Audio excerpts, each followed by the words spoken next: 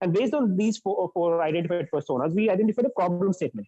The problem statement is that there's a latent need of the product. Only 3.7% of the Indians are aware about the financial products. Digital literacy is very low among the Indians. And then the products are very complicated. We see there are a lot of apps, and the cost structures across these apps are very hidden. If you see any equity statement, at the end of the day, you will find there are a lot of taxes, a lot of statements, which are very complicated for a person like you and me. Then how can we scale up throughout tier 2, 3 cities and target new markets? So tech enabled platforms can help us do that. So our solution is that we are going to have an omni-channel strategy in place to penetrate in the top 100 cities in India, focus on use of artificial intelligence to gamify the experience so that user does not feel lost across his experience. And we are going to build a subscription service.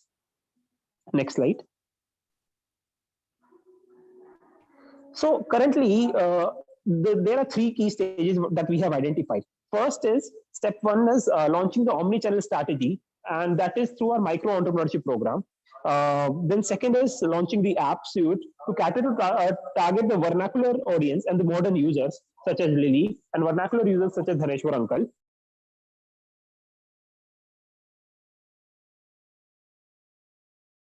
Then step 3 will be creating so targeted.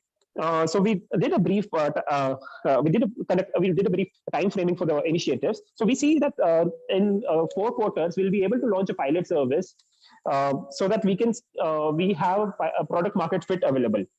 Next slide. So there are the previous one, Arslan. Yeah. So there are 2 kinds of customers which we are targeting. First is micro entrepreneurs, who will be our brand ambassadors and who will be used for our omni-channel strategy. Then the customers who is our customer base for the Olympia. So in the entrepreneur segment, we have identified how we are going to acquire. So we are going to reach out to different financial brokers in geographies and offer them a partnership program where they'll only be advising our clients, our potential customers, on what are the services offered by Olympia, and their only task will be to onboard them to our platform. Then the customers in itself, there will be various resources throughout our platform, such as financial education materials, then other services which are offered by Olympia so that we can cross-sell, and then the product bundles will be based on AI and so on. Next slide. Yeah, so we identified the risks, what are there in the micro entrepreneurs and subscribers. So based on these risks, we decided that our inimitability lies in the natively designed app, which is for Bharat. The 2 key pillars here to note are that the entire app is a gamified experience for any vernacular user or a modern user to adopt this medium of wealth management. Next slide. Arslan, you can take it forward. Yes, we did some projections and we found out that if we continue at the same growth, we'll be able to achieve. Yeah, so time's up. Team Heroes of Kashipur, take 15 seconds and wrap up because your time is up. Sure. So we looked at the financials and we made some projections. And if we grow at the same rate, we'll be able to achieve the 30% increase in the EBIT, considering that we keep the employment expense as 30%. And this the employment person is growing at 30% only because we are using micro entrepreneurs and we are having a partnership with them. And we also established that a list of cities that we'll target. And these are the parameters that we focused on while selecting the cities. And we thought about using the existing resource to actually look at the pilot process. And while we are onboarding the number of micro entrepreneurs to our platform. That is it from us. Thank you, Heroes of Kashipur. Now we can proceed to Q&A. Okay, so one thing, when you mentioned SMB in the previous slide, what do you mean by that? So the micro entrepreneurs. No, go to the previous slide. Yes, sir. Further previous. The previous to this, onboarding the SMBs. Yeah, next to this. So when you say onboarding the SMBs, what do you mean by SMBs? So these are the micro entrepreneurs. we consider them as small micro businesses that are Small catering to them. micro businesses. Okay. So what is around this? So I could not gather it. That what is around the small and micro businesses? What do you want to do with this? So basically we have our omni-channel strategy in place. So omni-channel will be offering our products digitally at the side by side. There will also be our these micro entrepreneur partners who will be located throughout the different cities. So whenever any customer has any issue or he doesn't understand anything, he'll be able to convert these customers through his advice and personal touch. So that is where the SMBs or these micro entrepreneurs are coming into the picture. Okay. So they would be selling this product in the ground on the ground for you. They'll be not selling exactly. They'll be helping the customers understand our product.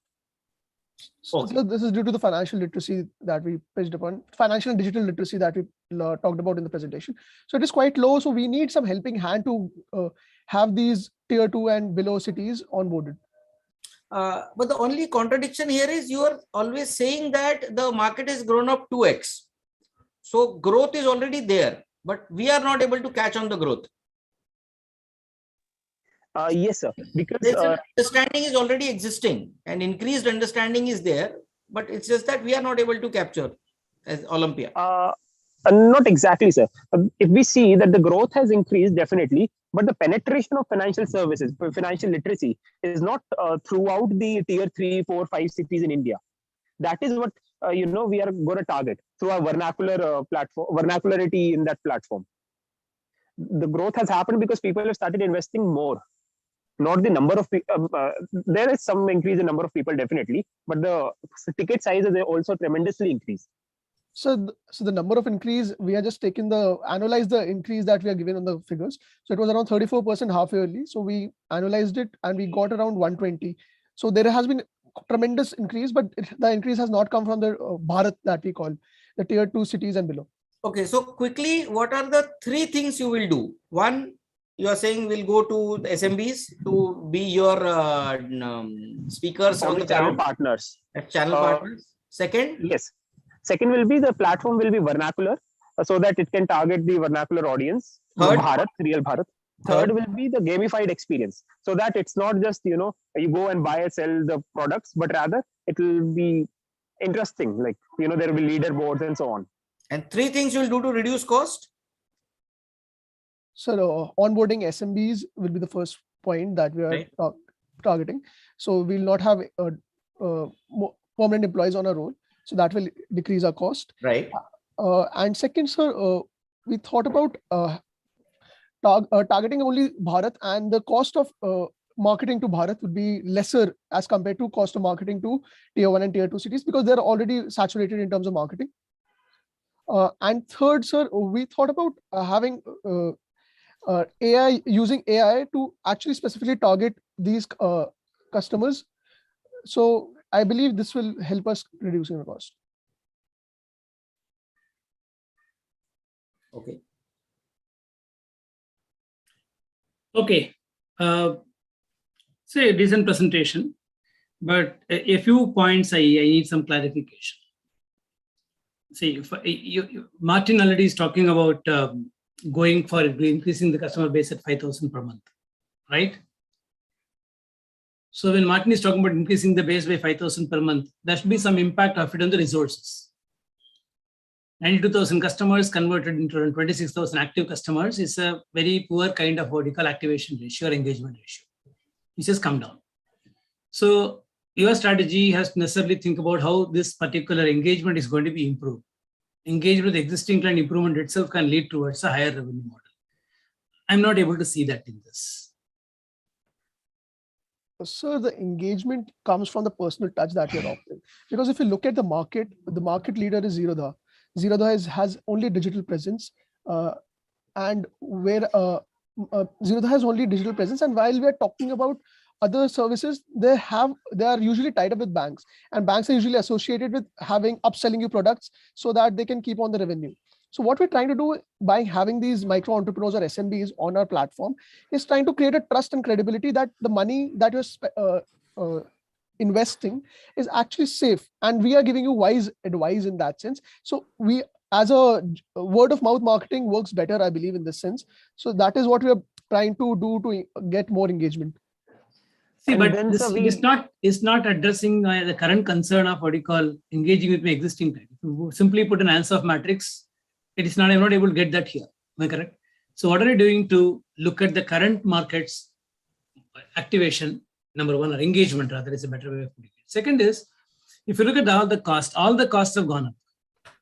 If I convert it in terms of per active customer basis. Interestingly, in the tech cost has come down. An organization seems to be focusing less on tech, can be one inference I can get out of this. So when you are going towards a projection, what is going to be the impact on the tech impact on this? Meaning the resources required for tech, the resources required for this particular model. How are you? You're taking a lateral or rather a linear kind of a projection. Will it happen like that? Especially when you're going for a totally different market altogether. The execution is what I'm a little bit doubtful about here. So what I think is those omnichannel that we have. Go ahead. That you are talking about. That is the first thing. The second thing is, if we see, yes, definitely the tech cost and every cost have increased almost double digit, right? But then at the same time, tech cost hasn't gone up. It has come down on a per activation basis. You do some arithmetic on that later. Okay. Yeah, but the costs have increased nonetheless. So they actually come down. Tech has come down. If you compare it carefully, it has come down a little bit. Yeah. But the key point I'm trying to make here is that it talks about what to do, but it is not backed up with how to do it, which is critical for execution. And how to do it has got an impact on the kind of resources, because you are moving away from your current existing market, new product, you're moving towards new product, new market. There's a costliest option available. The corresponding impact in cost and the resources and investment is not clearly coming out when you're thinking about it. You need assumptions. Ultimately, you're going to make assumptions. It is not that the numbers are going to be sacrosanct, but some effort in that direction, I'm not able to see it. Thank you. Any other point slides you want to just focus on quickly for 10-15 seconds, which you think you have missed on presenting? No, they have covered the whole slide, I think. Yeah. No, just in case you want to spend.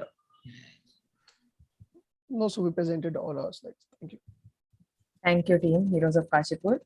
While the judges are evaluating this, I would request Team PAL to get ready from Wellinkar, Mumbai. Can you all please raise your digital hands so that you all come on the top of the screen?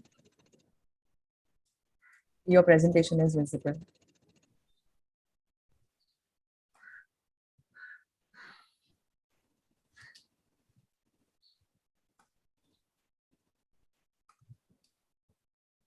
Yeah, I will start the camera after the presentation is over due to avoid network lag.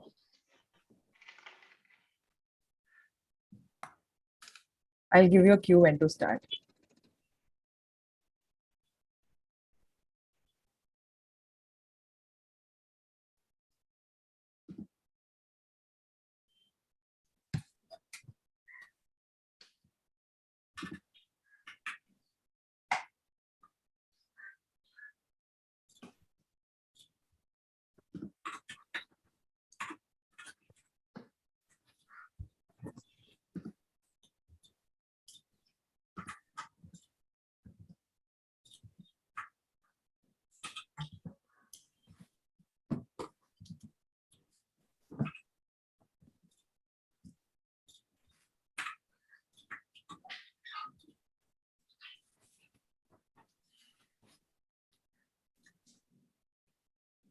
They can start.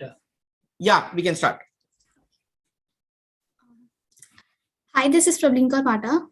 This is Akash Gupta. This is Lakshman Upadhyay. And together we are Team PAL. Okay, so looking at the case study, the problem analysis, the first table, we can clearly see that even though the customer base has increased by 31.42%, the active users have decreased by the mark of 3% midway of financial year, which clearly states that the client attrition rate is acting as a bottleneck in increasing the ARPU. Now, talking about the second table, with the attraction rate of 5,000 clients per month, the quality of the sales of the firm is definitely commendable, which means that ideally the company should have 5,000 by 6. They should have about 1 lakh clients by the mid-year, but they just have 92,000. Thus, to generalize, we can say that they're losing about 7 to 8K clients in the tenure of last 6 months. So this ratio of total and active clients highlights a lack of customer engagement. Next slide. Now, to understand the gap, we tried to study the current wealth management models, like how the companies are operating these days. Now, basically, the current model goes like the low advisor productivity results from non-integrated processes. Now, a typical financial advisor spends around 66% of the time on activities like contacting, servicing existing clients, new client acquisition, and portfolio management services, and 30% of operational. However, what we envision here is the activities that could be taken place in terms of client facing could be contacting new clients, client engagement, customer support, spending like 66.7% on it. Then in terms of operational activities, we can focus in on offline administration and SaaS compliance, the tech part. And lastly, the trading part, which is 4.2% on training and development. So our goal was basically to change the existing equation, make the recurring task automated, and make the business model smart. This new strategy proposed can bring what we called as low value but high volume clients. Next. As mentioned earlier, that the current marketing mix of metros having 85% of the shares, whereas the others having 15% of the shares. So primarily the target audience is the young people, and as we know that the young clients have wants cutting edge technology and top of the line services. So brand can gain awareness and market capture by using the contemporary market solutions, word of mouth, refer and grow model that will assist them.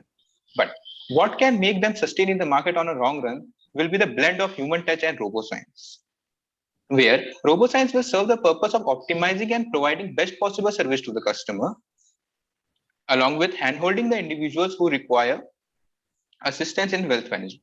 Whereas human touch to wealth management cannot be undermined, as it gives primarily the sense of trustworthiness on the service, followed by more customer engagement.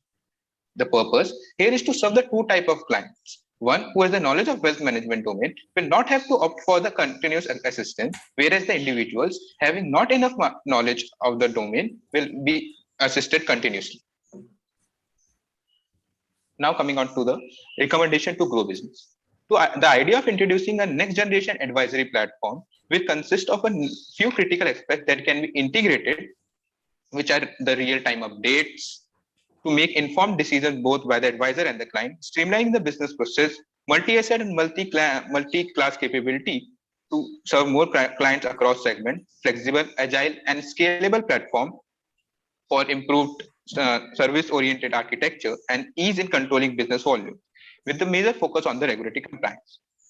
Following components can also be integrated to enhance the services: prospecting and relationship management for efficient alert mechanism to track leads, investment planning based on the client history, financial goals, and assets, smooth client onboarding by providing streamlined account opening and paperless processes, servicing and monitoring by providing holistic 360-degree service to the clients, and have a centralized client reporting and alert interface at one place.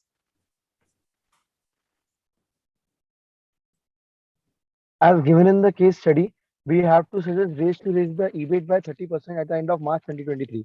So we calculated total clients of the company will acquire in the next 6 months, that is H2 of FY22, based on the client attrition rate. Also, we have assumed roughly 37% of total clients based on the previous year's data will be active. The slide shows the total commission which the company will receive, which is 154 CR, with a slight increase in the ARPU due to the system which we are introducing. In the year FY22 on a whole, there will be an increase in the tech expenses due to increase in virtual services costs like RAS, cloud databases, and solutions. Also, an increase in employee cost accounts for the skilled workers who will be operating the system. And to make people aware of this new service, planning out marketing campaigns will suffice the purpose. Considering all the costs as in the sheet and based on the assumption, the EBIT at the end of H2 of FY22 will be roughly 7.8 CR, and total EBIT at the end of March 2023 will be 15.88 CR, which is 44% more than the previous year. The recommendations include a transformation to accommodate cloud infrastructure and bring efficiency in user interaction. The breakdowns for switching costs and expenses have been described in the sheet. With the suggested improvements in implementation, EBIT will certainly improve. Thank you. This was a detailed presentation of the case study given. Thank you. Thank you so team. much. So quickly, one thing. So how do we address the client expansion? So what do we do extra? What do we do additional to get more clients onboarded?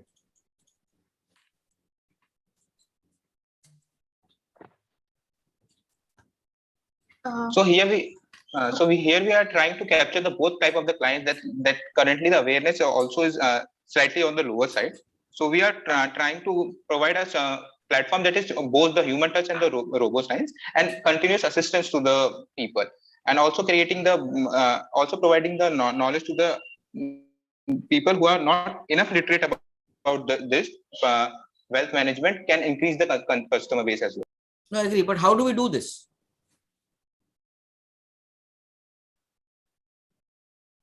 Okay, so what we basically mean is, since the target audience we know is like young, so we have to get more customer specific and reaching out to them through modern mediums, like when we talk about the social media and all. So we're not talking about awareness, we're trying to build engagement. So basically we'll be providing them content that helps them engage better with the firm itself. So that is just one part. And the second part, what they're looking at is RAS, that is recommendation as a service. That is like whatever you're investing, you get daily recommendations at interval as to what and how to invest. So I think that is what we are looking at with respect to the tech part. Can you just slide up? Yeah, continue. And also we can to expand our business and to make people aware about it, we can use like paid, own and earn social media marketing channels. So like if the company is earning a site, then they can use podcasts, and also they can introduce some integrating videos, some exciting videos for the customers. So they are more engaged with the platform and they get to know more about it. So that's where it is not coming out in the presentation, that ultimately what is to be done. What are the three things which you will do? So if I can again ask the same question, what are the three things you will do to acquire customers quickly? The first thing we will do is we will first focus on second slide. We will first focus on imposing that ideal time that is allotted, like the ideal advisor time allocation.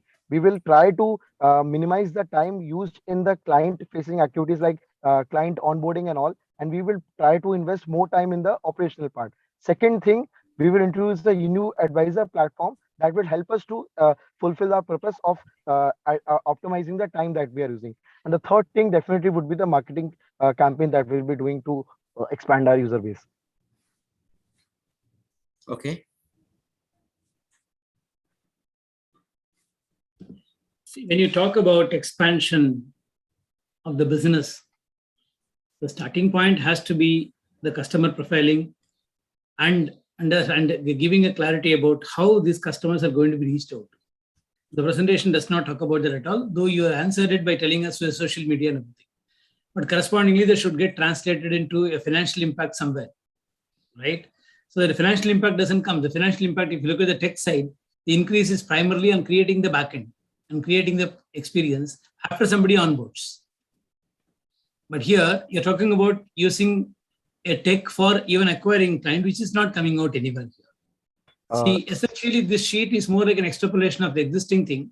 The only add-on modification is primarily on the tech expense. Other than that, everything is an extrapolation. Am I correct, Akash?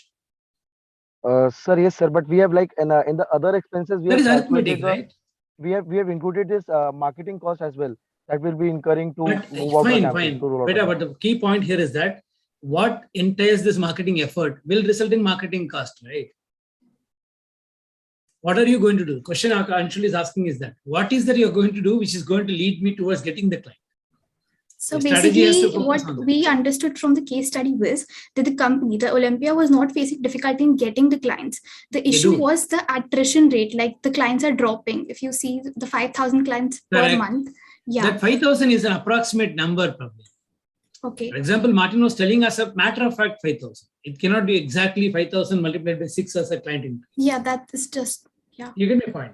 Yes, sir. But the key, but there is a valid point in what you made. There is 92, how the engagement has to be increased is what is to be looked at. So then further again, it's not simply the experience which is going to make a difference. The effort to make them engage requires some effort of marketing as well, which I'm not able to see in that very clearly coming out. Are you getting the point? Yes, sir. Yes, sir. Thank you. Thank you, sir. Yeah, thank you guys. Otherwise, I think what I liked about is 6 minutes and you ended. So perfectly time managed. Uncluttered slides. Thank Thank you. you so much. Thank you, sir. Thank you, Team PAL. In the meantime, can I please request Mavericks from IIM Bangalore to share their presentation and raise their digital hands?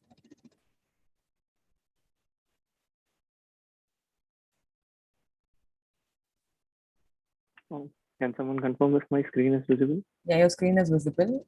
Just wait for a few seconds, post which you can start. Thank you.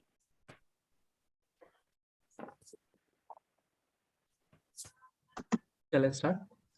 Give us a minute. Give me a minute.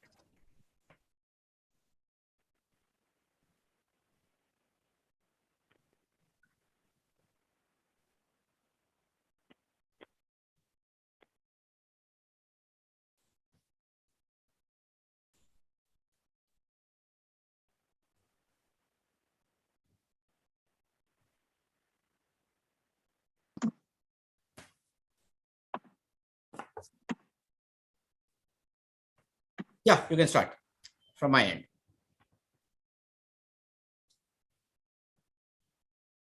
Go ahead, Tim. You can start. Go ahead. Good afternoon, judges. We are the Mavericks from IIM Bangalore. So financial services industry in India is emerging as an attractive opportunity and has a strong future outlook. According to the estimates, the Indian stock market will reach $5 trillion by 2024 and will see increase of 3x in number of investors and 5 times growth in asset under management. Even market trends in the last few years have been positive, with the number of demat accounts almost doubling in financial year 21. If we analyze it further, we'll see that we are looking at 14% CAGR of public funds and 22% CAGR of HNI household growth. And almost 77% market share in wealth management comes from the domestic consumers. Growth drivers in this industry in future would be the increase in personal wealth and the number of HNIs, along with the increase in investment by FPIs. Next, we have analyzed the market with respect to market attractiveness and growth potential on a 2x2 matrix, and we see that the industry lies on the upper right corner, which shows future potential for the companies. We have done maturity assessment of Olympia FinServe with respect to 4 close competitors in 6 broad categories. The red line that you see is the Olympia FinServe. So although the company is doing good in almost all categories, but there is still scope for growth, which we have addressed in the coming slides. Towards the bottom right, we can see that how customer-centric approach and the notion of being partners has led to establishing higher customer engagement in such a short span of time as compared to its peers. Now, Krishna would take it from here. So, Jury, we have clearly demarcated our growth strategy for Olympia FinServe on 3 pillars, that is product, place, and technology. The first pillar is product, wherein we recommend a phase-wise rollout of extended product portfolio targeting B2B, B2C, and other services with a vision of becoming a 360-degree FS super app in the future. We believe there lies a great potential for Olympia FinServe in personalized financial advisory business, and venturing deeply into market analytics will increase the bottom line significantly due to high margin services. The second pillar, Jury, only 2% of India invests in stock markets, wherein the number is as high as 17% in the Western counterparts. We have identified customer personas for Olympia FinServe. More than 85% of our existing customers are from metros, whereas 20% of the HNIs in India actually come from non-urban India. Thus, we see a huge upside in tier 1, tier 2, and tier 3 markets. We believe providing features, learning materials, and customer support in vernacular language will be the catalyst to geographical expansion. Judy, The third pillar is technology, wherein we believe by continuous innovation as establishing technological superiority will be key for Olympia FinServ in carving its niche. Leveraging technology to not only improve user product and customer experience, but also improve the top line by enhancing user engagement and average revenue per user. Over to Maulin for future outlook. Okay, so we have segmented the implementation roadmap into 3 phases. In the first 12 months, the focus will be on investing in product offerings with cutting-edge technology at its core. These products will be tested based on their accuracy and ease of use before being added to the full suite of services. Concurrently, we will crystallize and execute customer acquisition and retention strategies. The expectation is to build a strong foundation to support rapid growth. For the next 12 months, the focus will be on brand positioning, aggressive promotion, and rapid customer acquisition. Additionally, the operations will be streamlined to increase and maintain high customer satisfaction. The goal during this phase will be to achieve rapid growth with revenue CAGR as its key metric. Post 24 months, the focus will shift on to sustain the growth. We believe that the mentioned 5 fundamentals will lead Olympia FinServ to sustain the continuous improvement and expand the market further. We expect to have achieved the lowest customer churn rate in the industry during this phase. To put down this growth to numbers, we have benchmarked Olympia FinServ with Kotak Securities while projecting the financials. We are confident to realize 48% revenue CAGR and with that 31% EBIT by the end of year 3. Now, to sum up everything, with validation of high growth potential for the FinServ industry, we have identified Olympia FinServ's core strength and avenues for improvement in comparison with its industry counterparts. We have based our growth strategy based on 3 pillars, which are product, technology, and customer centricity. And at last, we suggest to implement the strategy in an aggressive and phased manner to experience steep and sustainable growth to achieve the target of 30% EBIT by the end of financial year 2023. That's all from our side. We are open to questions. Okay, again the same question. What will you do to acquire customers? Right, sir. Oh, so sir, not only we identified the personas, we have actually we believe that 6 types of broad personas for us, which is B2C, which is our current focus, and B2B, which will be our future focus.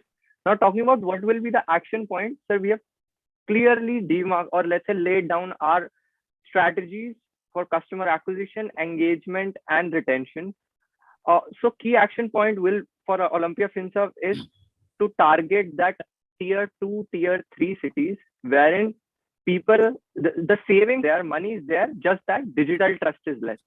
So we would say building customer trust and penetrating into that geography. So how will you target customer base in a tier 2 and a tier 3 city? Yes, sir. So, we will have our materials or let's say customer support in vernacular language, wherein we believe that will be one of the drivers for our customers in the tier 2, 3 cities to increase our user engagement and drive revenues. And sir, we don't see Olympia FinServ as, I would say, discount brokerage. We see ourselves more like a full service brokerage, wherein we'll also focus on personalized. I agree to that. My only point is how, what 2 things you will do, 3 things you will do to acquire customer. Can I take it, Krishna? Yes. Yeah. So sir, the aggressive promotion through the various channels. So let's say in the last few years, the younger target, so younger age people have been entering into the financial services market. So leveraging social media and other content promotional channels will be the one where we will go first. Acquiring those customers will be the first part. The second is robust recommendation system and the customer support service. And also to target actually tier 2 and tier 3 cities, the educational content to actually invest intellectually will be provided in vernacular languages. So a lot of young people who want to invest into financial market can actually do it wisely rather than invest by hunch or the tips given by their brokers or other people. So these are the 3 key things we'll be taking up. And what will you do to get more revenue out of the same customer? And what all you recommend? Yes, sir. So, sir, to get more revenue out of those customers, we'll focus on the services which are, I would say, high margin services for us. For example, in those tier 2, tier 3 cities, people might not be that much financially literate. So we'll not only offer them or let's say get them on board, we'll offer them services like market analytics, personalized recommendations, which will not only let's say, which will be a win-win situation for either of the parties. The people in tier 2-3 cities will be able to get more returns than what they get in FD kind of a setup adjusted for inflation. And for us, since we are providing customized and personalized recommendation and market analytics supports to them, we'll be able to drive higher margins, or let's say we'll be able to drive higher bottom line by focusing on those services. For that, we also laid down a phase-wise implementation product roadmap. We thought about that internally. Sir, additionally, I want to add a few things is that while retail market has been grown exponentially, also the wealth management part of big ticket customers is something we can also cater to, because of the reason that we have a B2B category also for products. We can help them invest their money in a better equity market, or let's say US market or some other market, which are gaining higher returns than what some Indian markets, some investment options do. So through those big tickets also, the revenue can increase exponentially as compared to the counterparts, and then we can reach to EBIT growth exponentially. And that is also sustainable, because once you build a trust with these people from tier 2 tier 3 cities, the loyalty is higher than any person who is from urban and having a lot of options at the first place. Just complete this slide with few clicks. Yes, sir. So three pillars. Yeah. Product, place, and tech. So here my question was, how do you want to, what exactly you will do to go to tier 2, tier 3 cities to acquire more? So sir, again, the first aggressive promotion is one thing. Second, that will bleed you on cost. Sir, in the digital market, doing aggressive promotion is not as costly as going assigning some sales representative and contacting them, because the internet penetration has been increasing dramatically. And then with the recommendation and word of mouth has been also acting a lot, as we have seen in case of Zerodha and other stock market apps for retail customers. Okay. Yes. Sir, essentially we'll leverage the tech and leverage tech to penetrate market. So as we mentioned, though upfront cost might be let's say slightly higher, but if we consider it on a per average cost per user basis, it will be much drastically lower if we use tech to penetrate. Which you will try to cover by your product portfolio. Yes, sir. Got it. Go to your financials.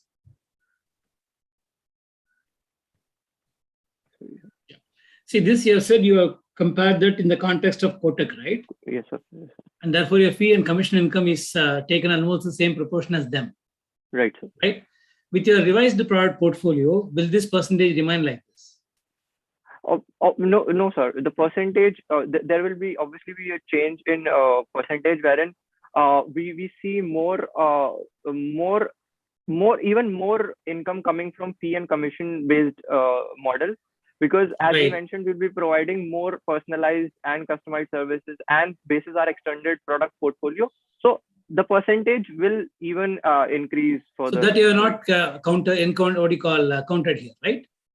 Yes, sir. Yes, sir. We haven't done that. Right. Second is the key point Anshul again asked, which is a critical point, which is not fully answered in my opinion, is about how are you going to get that customer? I'm still getting that. It's an unknown quantity for me. Yes, I'm going to aggressive marketing. I'm going to social media marketing. Okay, I'm going to have some Instagram influencers. They're not going to work here, essentially, because you're dealing with money of somebody in rural India. In a tier 2 city, the way somebody is going to look at money is definitely, because I am from a tier 2 city. Right. The way somebody is going to look at money in a tier 2 city is going to be totally different. Social media influencing is not going to influence them. Feet on the road will make a big difference in that sense. So in that sense, sustainability of this particular idea of aggressively getting a client, I'm not fully convinced on this question. But sir, again, our focus will remain on high value rather than high volumes. We'll rather say high value clients in those tier 2, tier 3 cities, because we believe that market is absolutely, so there are three types of people in those type of markets. One is unserved, one is underserved, and third is pseudo-served. So sir, we believe that still that market is untouched. And so even if we, let's say, even if our acquisition cost is tad higher to acquire those customers, given the lifetime value of those customers, or let's say, as I mentioned, 20% of HNI still comes from non-urban cities. So we see to realize, or let's say let's say break even very soon. Exactly. But yeah, while I agree with you, if you're looking for key concrete action, there's one. Second is the point what you made also come to a point that tweaking the numbers become critical. What you have given us a 44%, I'm going to bring out is not going to happen, because as you rightly said, lifetime value is what you're going to focus. Then your first year cost of acquisition is going to be higher. Correspondingly, the profitability is going to be lower in the first year. Yes, sir. It's not going to be the 44% what you're talking about. Am I correct? Yes. No, sir.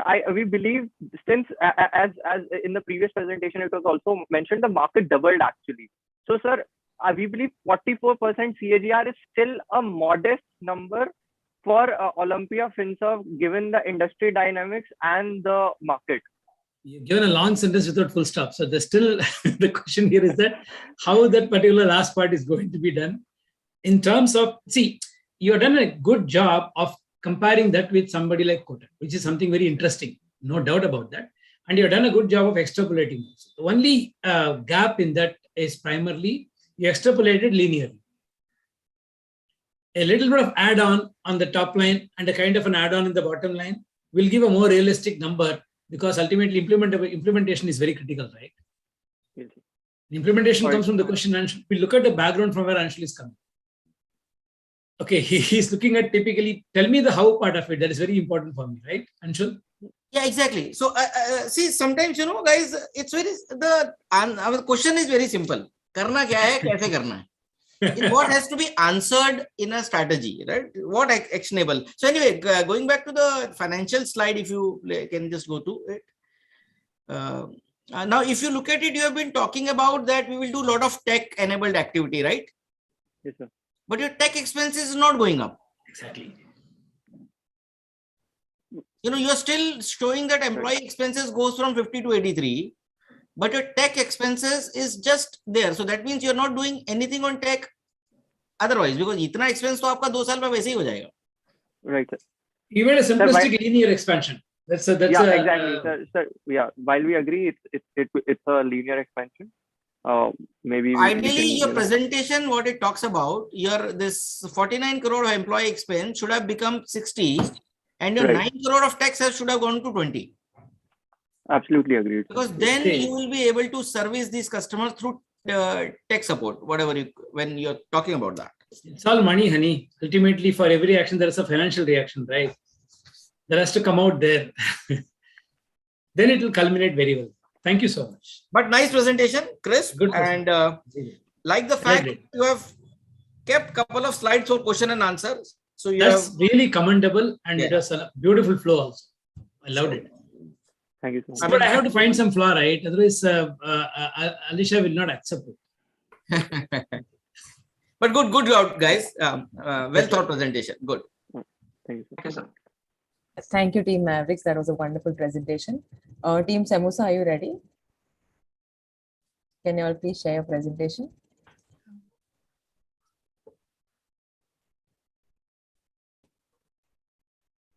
Yeah, your presentation is visible. I'll tell you when to start. Just a minute. Yeah.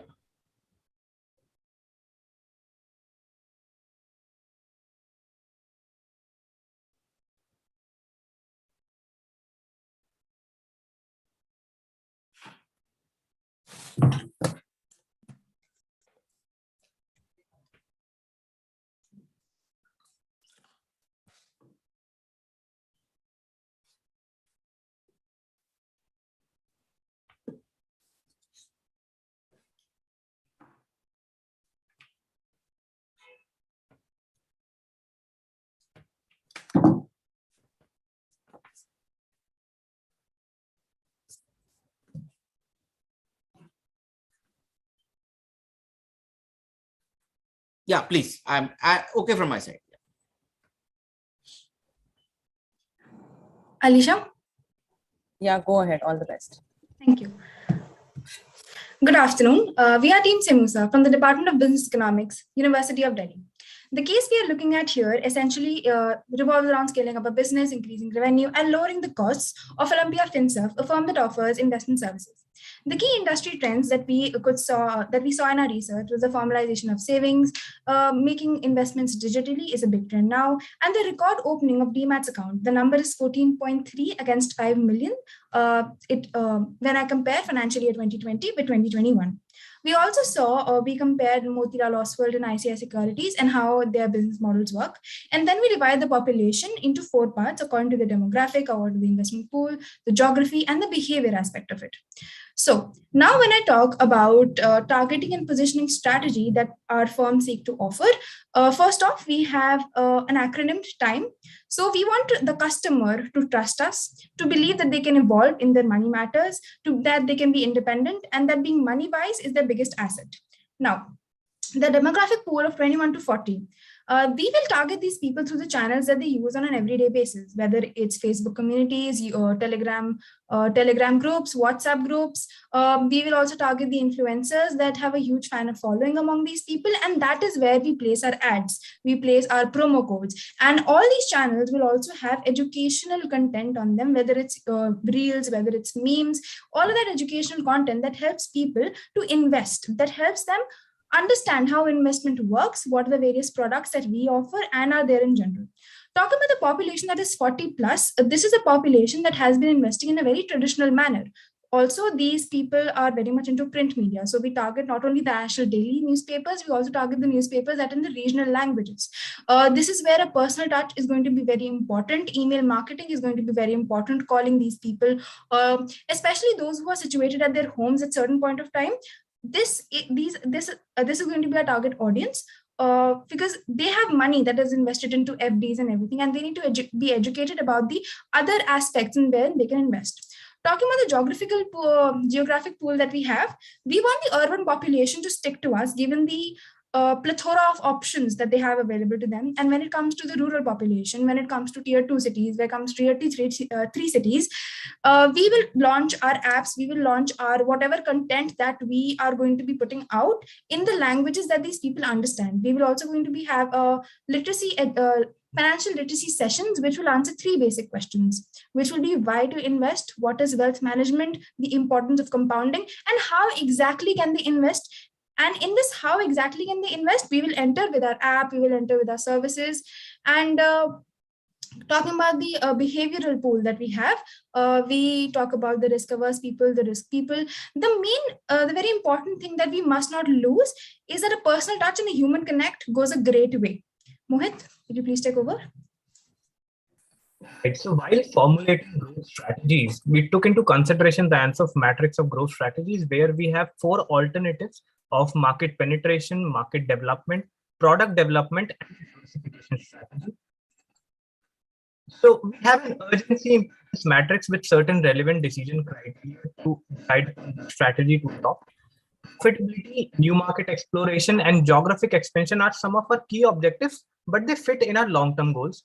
Further aspects such as cost efficiency, market penetration, product and channel expansion, and customer centricity are some aspects which we believe requires immediate attention given the industry scenario. And so on that basis, we have the following growth strategy, where we give the first preference to market development by opting for digitization. This will be majorly done by means of an application. Then next in our priority would be market penetration, because the Indian market still is quite unserved. This would be done by the means of advertising our existing portfolio of services, products to the respective customer target groups that we mentioned earlier by the means of push ads, social media, and other platforms. The other secondary strategies which we will be adopting in long run will be cross-selling, franchisee model adoption, and even exploring new business lines. We also have certain parameters or key process indicators upon which we will be testing our strategies. First, we have up is number of new clientele, which we aim for acquiring 40,000, followed up with 60,000 on half-yearly basis. Then we have number of new active clientele, which we aim for 10,000, followed up by 20,000. Cost to income ratio, where we are targeting a 10% reduction on half-yearly basis. Under the head of commission, we are targeting 30% increase on half-yearly basis. Lastly, we are aiming for a retail and MSME share of 50% by the year end of fiscal year 2021. Right. So now we have certain inside elements of our skeleton growth strategy. Firstly, in the digital app solution that we mentioned, we must be having following features: major regional language adaptability, customer profile building by the means of a survey, know your investment option, paperless documentation, past track record of products, expert opinoids, customer relationship manager.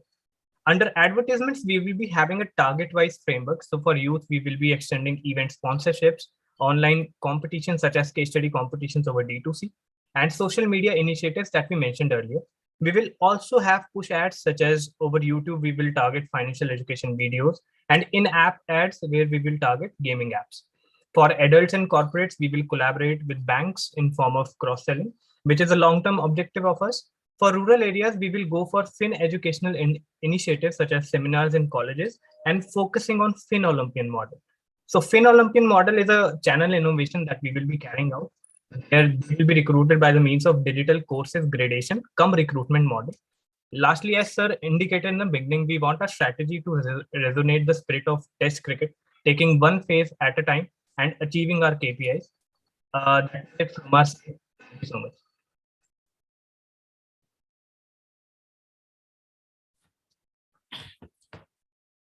Okay, so in this, so what is again? I mean, if you stick on this slide, so the three things which you will do is you'll make franchisees, right? Local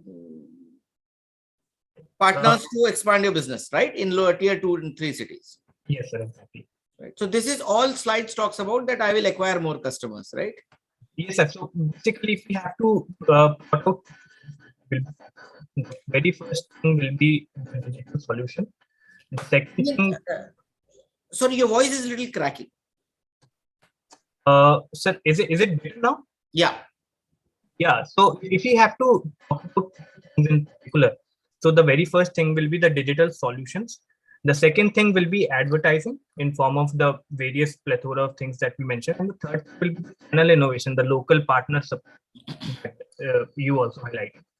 So unfortunately, you could not cover the financial slide. Do you have that? Sir, we actually imbibe the financial in the means of KPIs.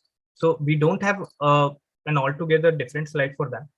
The last slide was simply the appendix of the data from which we carried out in our research. Okay. And how do you get more value from this existing customers? So for the existing customer, what we offer is a customization. We offer new products to them, and we offer a review of whatever their investments have been through. We remind them that they are valued customers, and given the fact that we keep on offering new products, that is what makes them stick to us. So what new products? So what, can we go to the answer of matrix slide, please? Yeah, please.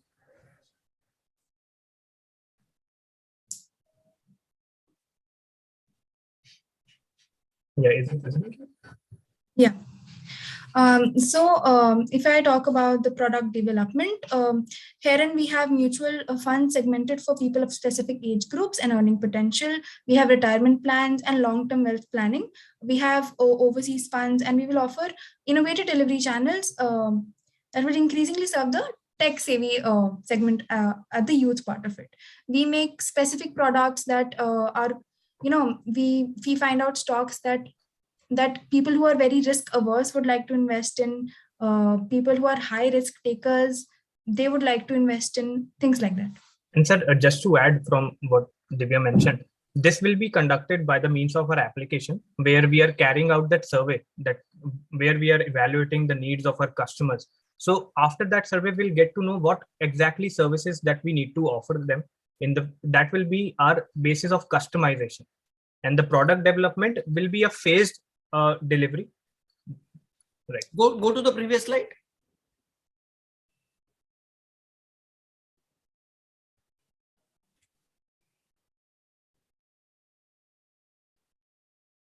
Yeah, please. Anything else?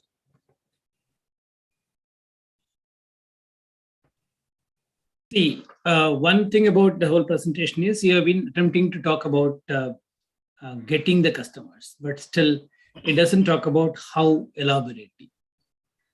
It doesn't tell me how you are going to get that. Okay, though you said that I'm going to have roadshows, I'm going to have social media for the age group like this. But fine, what am I going to offer? So if you look at your whole solution of what am I going to offer, it looks a little bit quite generic, I would say, which doesn't get into the ground reality of what the market is. I fully understand, Mohit, when you say that once we do a survey, we will come to know of this. The very idea of what you call giving this particular case study is that create some assumptions as if you have done a survey. Are you getting my point? Yes, I'm getting it. See, you are not giving a proposal for getting an assignment and doing this. You're expected to use some intelligent guess to say that, hey, this is the assumption I have made. See, ultimately, the assumption is as good as the ground reality. There's no doubt about it. But some assumptions should be made to say that, okay, these are the products I'm going to come up with for this kind of market. This is point number one. Point number two, all these things has to ultimately culminate to a financial impact. Because when I'm going to execute a strategy, I need to see whether the strategy is going to work or not. Because Martin is very specifically telling that I want to get to 30%. Am I correct? Right, sir. So if you look at it, even if it is a linear expansion, linear growth understanding, that will give some idea, okay, you have done this. So then there is a scope for questioning as to how are you going to spend money here. So your whole presentation primarily talks about the generic models like ANSOF, or trying to look at what you call the simplistic SWOT analysis to say that this is where we will grow. How are you going to grow? We will give a new product. Which new product you are going to give? Are you getting the point, Mohit and Divya? Yes, sir. So, Very well, getting your point. I'm not getting that. Maybe I may be missing something. If you can throw some light on that. All right, sir. I just wanted to highlight this, that while we were formulating the solution, so given that we had to be cost efficient, we didn't go for the franchise. That is a motherhood statement, Mohit. Right. You have to show it in a number, right? Okay. See, you have been given some numbers, and you're supposed to use that number also. Am I correct? Yes, sir. The strategy cannot be divorced from the ground reality. The ground reality is your current numbers of FY21, half year FY22. Am I correct? Right, sir. So the whole presentation is totally oblivious to that particular fact, which is given to you. Is it not? Yes, sir. We actually tried to incorporate that by the means of our KPIs, where we talk about client acquisition numbers and right in the key process indicators. Right, if the slide is visible on the screen. So we 40,000 in the next half year is new client acquisition. For active clients, we are looking for a 10,000 acquisition, and because that should get translated into a P&L. Right, sir. Right. Sir. Otherwise, how do you get the overall picture? Yes, sir. So here in this slide, say that 10% reduction in HY, 30% increase in how?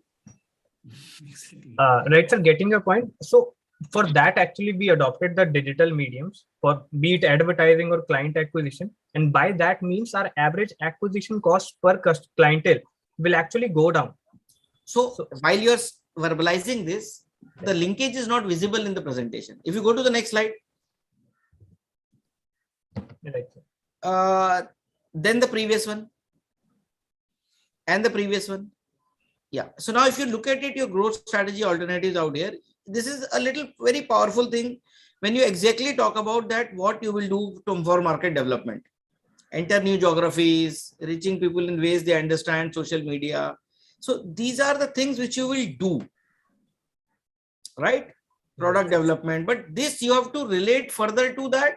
What was your thought process? You want to offer maybe more product to the same customer to increase the ARPU. So the linkages are missing. So you also if I put it as an insurance company, also all these points will be valid. Right. Correct. If I put it as, let us say, Vadappa vendor, also all these points are valid. Right, sir. I mean, but it's unique to the business of Anshul. Right, sir. I mean, if you this slide, this is quite generic, where we have outlined the alternatives that could have been there. Next slide, we have been precise with respect to the product development or market penetration, and then in the last slide we have even dwell deeper by the means of the implementable solution. So that was our thought behind it. And I mean, we actually eliminated certain strategies such as franchisee model or even product innovation, because they would involve a factor of cost. So that was our basic thought process of choosing these top 3 strategies for Hey, going. that thought process has to be converted to a word, na? Right. Then it becomes easier to understand where it is go. It should be converted to a number also. That's where it was missing. Right. So getting your point. Thank you. Thank you so much. Thank you, but a good presentation, innovative presentation.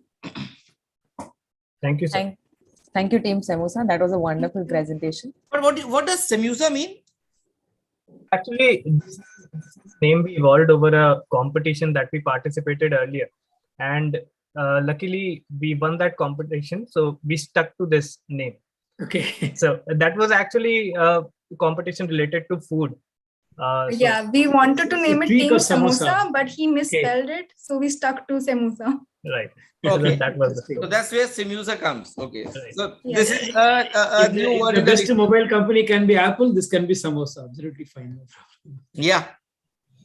So it's a new word in the dictionary, right? Yeah. Alisha, are we going to create a breakout room for 2 of us?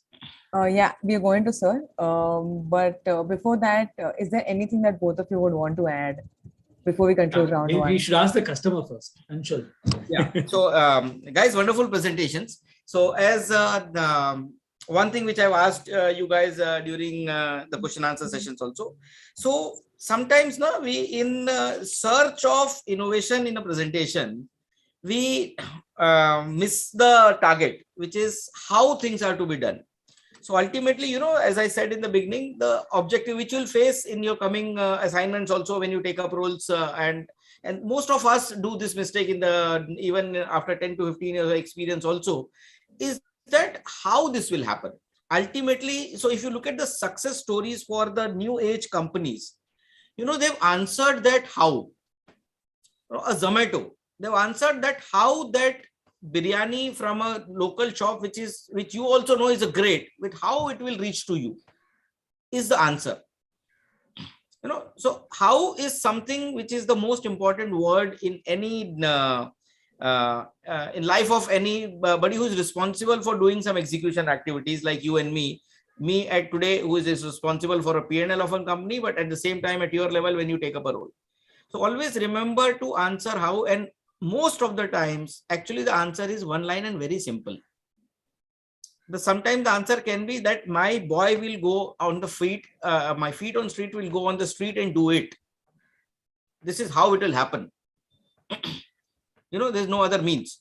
So that is something which was missing in all of you, but I mean, very mature for me to expect from all of you at this stage of your careers. As I said, some of us also do this mistake in search of an elaborated presentation. We miss on the crux. So keep remember this thing in life, that doability, execution, how things will be done in the ground. So this is also how the IT companies have progressed in life. They have answered it how this will happen. So coding is basically what? How it will happen. The coding is that answer. So that's where the codes help you to reach out to next level, that this is how it will be calculated, and this is how it will be displayed, and this is how it will appear when you input this. So that's what computer is all about. But I am really happy with the way you guys have done the research on the subject matter and the way you have approached it. Could distinctively see 4 different approaches out here. The way you have approached the problem statement, and really like the presentations and the confidence which you all presented. A job well done. Yeah, definitely. Control C, Control V, what Anshul said. I'll just add a little bit more to what he said, in fact. The first part, the 3 points I want to make. Number 1, whenever a case study is given to you, as he rightly said, when you go back to industry, when you go to employment, you will be given a case, which will be open-ended case always. So sometimes the boss even may not know what exactly is the problem. So he may have to discover the problem, identify the problem, and come up with a solution. See, all the tools and techniques what you're using is going to be only enablers for that. So first and foremost, definition of the problem becomes extremely critical. Martin was telling Brian very clearly how I can do that. That's the question he's asking in that case. If there is a question which is asked in the case, that is the enabling theme for the whole presentation. Am I correct? So it has to start with that fundamental question. Number two, when you're going for any case like this, in reality also, there are typically three kinds of immersion you may have to do for getting into the root of the problem. The first immersion is data immersion. Data immersion primarily is available in public domain, which you can get some surrogate numbers also you can get, whichever, I'm not talking about financial domain alone, any domain you look at. The first is data immersion. You have to do a data immersion to get the basic data which is important for this. Second is interacting and interviewing people. When you see interacting, interviewing people, talking to a few bank managers, to a few bankers would have helped you much better in formulating your thinking process. I don't know how many of you did it. Frankly, I don't know. Some of you might have done it also. Because just pick a call and give maybe a cousin or an uncle who may be working in a bank and give you a lot of inputs about this industry. The third immersion is the most critical, which is actually physically feeling and observing this. In this context, if you look at it, how many of you actually invest? How many of you opened up an account to do some marginal investment while doing this? The UI UX of that would have given you a lot of ideas about what exactly is the challenges people are facing while investing. The mindset can definitely come out. So therefore, any case, you need to do these three immersions. This will definitely help you to understand the problem better and the probable solution what you're coming up with.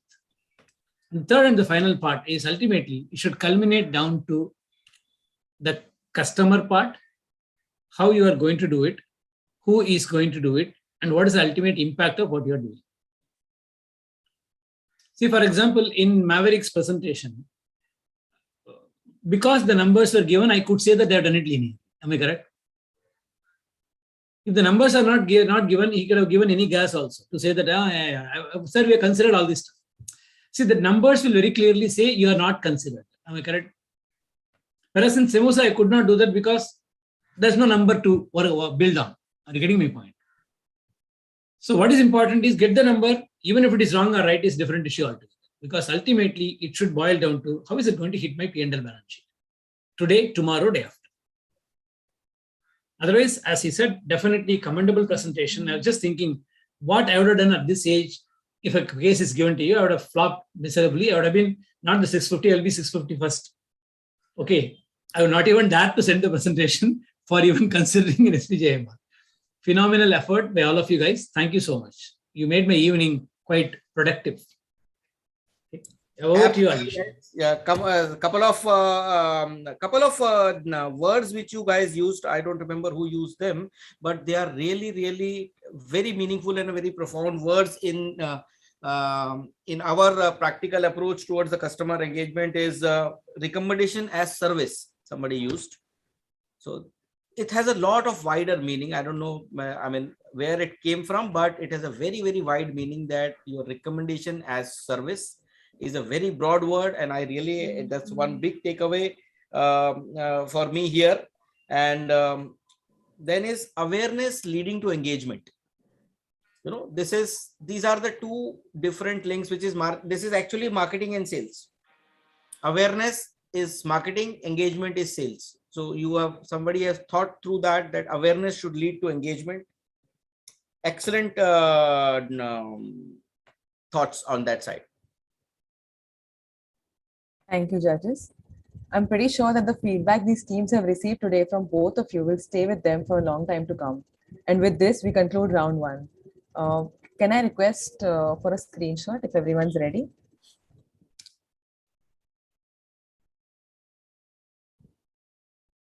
Thank you, everyone. Judges, may I please request you to join the breakout room that says judges room. How do we do that? So did you get a... Okay.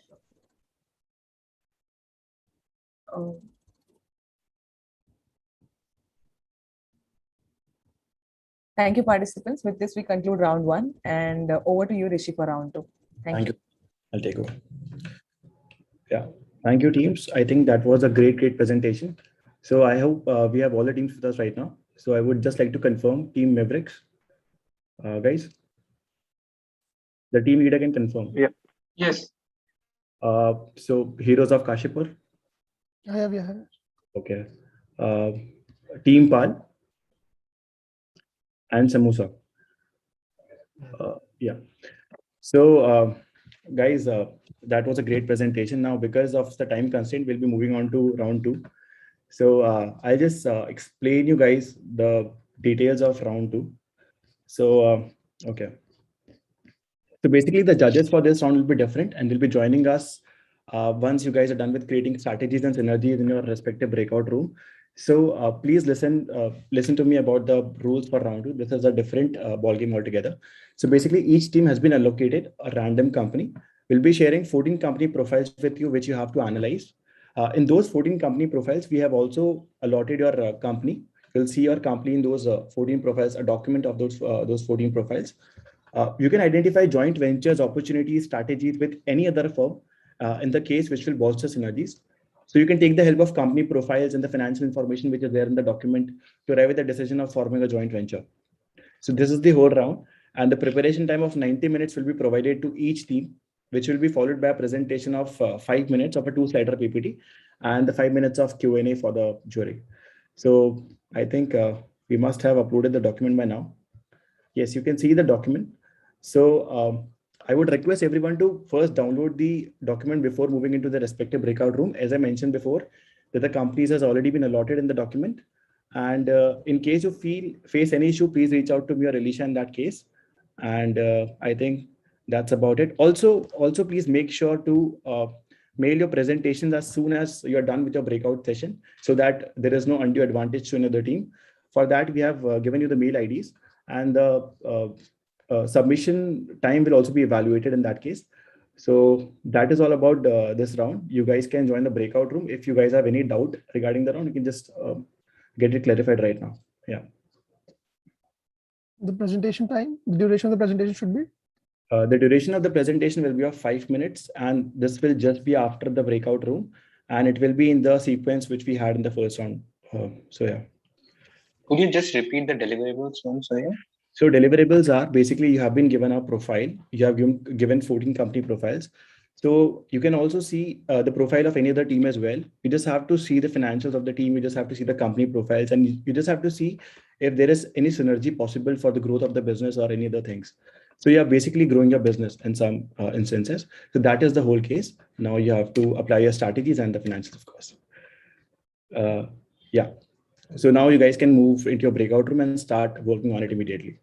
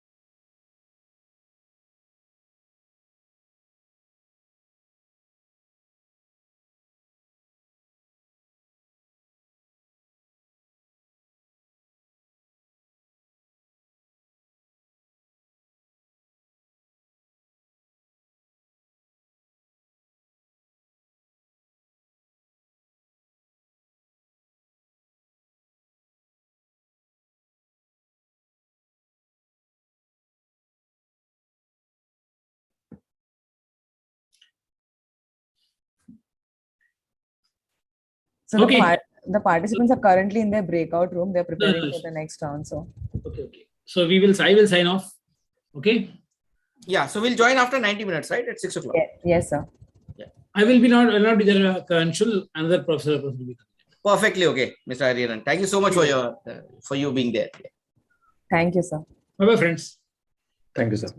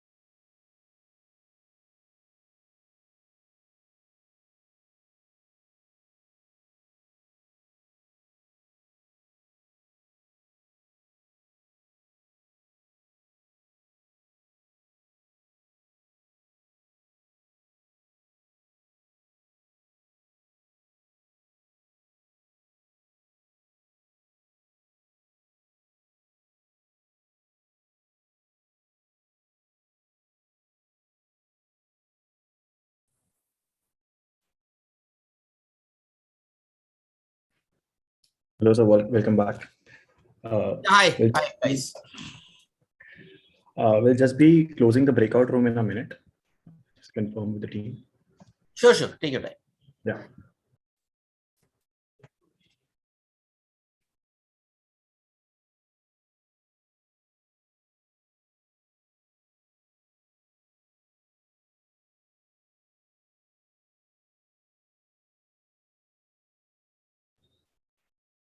Anik, are we all set? Yes, we're all set.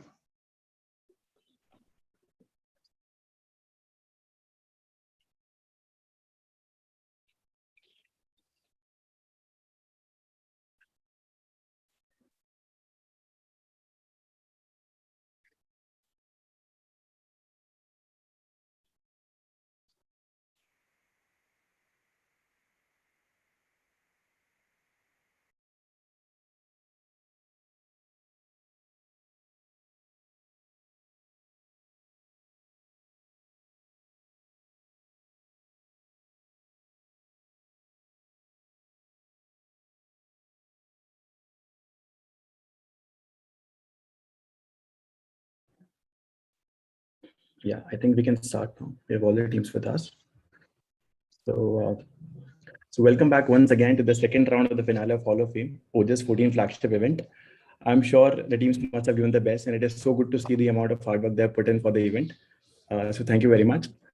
Moving on, we would like to welcome our esteemed judges for this round.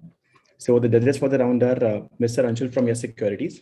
We had the pleasure of having him in round 1 as well. So welcome back, sir. And Professor Dr. Disha Binod. She's a faculty in the area of finance at SPJMR. She holds a doctoral degree from SGM School of Management, IIT Bombay. Post her PhD, she worked with Tata Center for Technology and Design. Before embarking into PhD, she also worked with JP Morgan Chase India Private Limited. She also holds a MSc Mathematics degree from BITS Pilani. So yeah. So now I would like our judges to say a few words to motivate the morale of our participants. So Professor Dr. Disha Binod, ma'am, please. Thanks, Rifi. Thanks, and the team, OJAS team, for the invite. I think this is the first time I'm also participating, as in this OJAS event. So I look forward to the interesting presentations which all the participants have worked upon. And I really look forward to this experience. So thank you very much once again, and all the very best to the teams. And hello, Mr. Anshul. Great to have you on board. Thank you. Thank you, ma'am. Anshul sir, yes, sir. Yeah, so pleasure to be part of this. Thanks, Disha, for joining. And I think the students are wonderful. We had a great time in the second half of the day today. I mean, all of the presentations were brilliant. And the thought process which they bring on the table is just awesome. I think all of them have a very, very bright future, and they'll go a long way. And some maybe 10 years later, they would be on this side of the table and judging other students in the similar way. Great job done, guys. And as I said earlier also, this time again, be fearless. You have the clarity of thought. Just present it with the thought which you have. There is nothing called right or wrong thoughts in this world. Everything is weaves around a perspective. The perspective decides whether this thing is right or wrong. So whatever you think, whatever you want to talk about it, it's your perspective, and go with full confidence on that perspective and leave rest all to us. Just be with your flow and weave your thoughts around the perspective which you have around the case given. So feel free. Yeah. Thank you, sir, for your motivational words. Now we are really eager to hear our presentations from the finalists. So please remember, teams, to raise your hands while you're presenting so that you're visible. And yeah, and please unmute yourself only when you need to speak, and put your hands down after presenting. Please remember that you just have 5 minutes to present your ideas to the panel, and also the jury can ask for Q&A for 5 minutes. So all the very best. Let's start with team 1, Heroes of Kashipur. Yeah.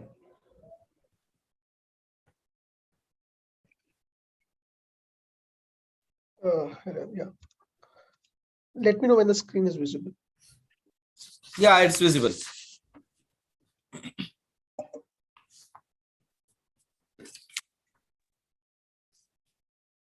don't think I can see that. Sorry. Is there something issue at my end? No.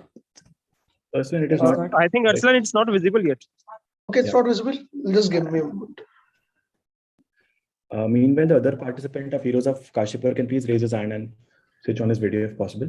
Is he not there? Oh, he's there. Thank you. Just give me, yeah. We can see you, but not your screen. Is the screen visible now? Yeah, I think the screen is visible now. Just Shall we start? should we start? Yeah, as far as I'm concerned, we can start. Go ahead, Rishi, right? Okay. So Good. All right, Ursula. Yeah, I'll give the brief. Good evening. We are Heroes of Kashipur from I Am Kashipur, and our company was Dr. Palladio. It's in the healthcare sector. So we did a sectoral analysis of the diagnostic space in India. So we looked at what the diagnostic market is worth. It's around almost 70,000 crore worth of market, and it's having a 10% growth annually. And there are two kind of models that are working out here. One is chain model and one is pan-India chain model. So there is regional players as well, and there are national players as well. And there is unorganized players, and there are hospital-based labs, and there are organized players. And we found out that 35% of the market is rural and 65% is in the urban.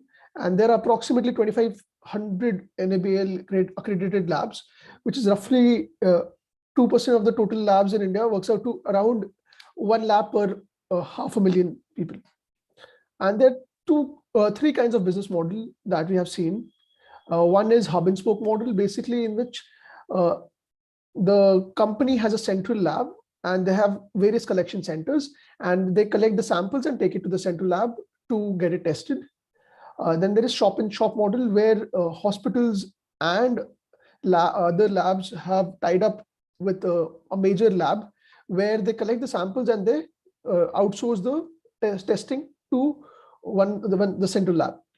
And there's a third model, which is the upcoming model, which we have seen, which is home collection only model, where the sample is collected from your house and it's transported in a cold storage box to a processing center.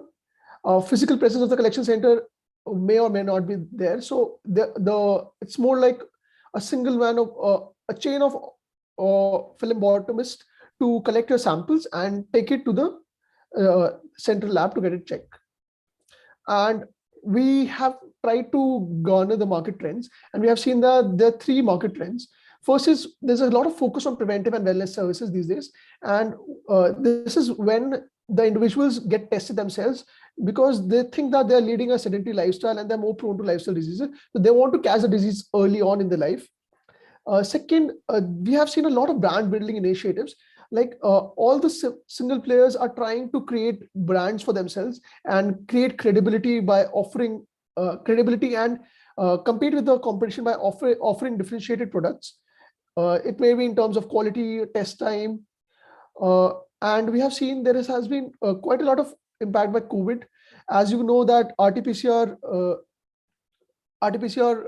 tests have been conducted quite frequently in the last couple of years. And this has also given a boost to these diagnostic centers. Then we looked at mainly the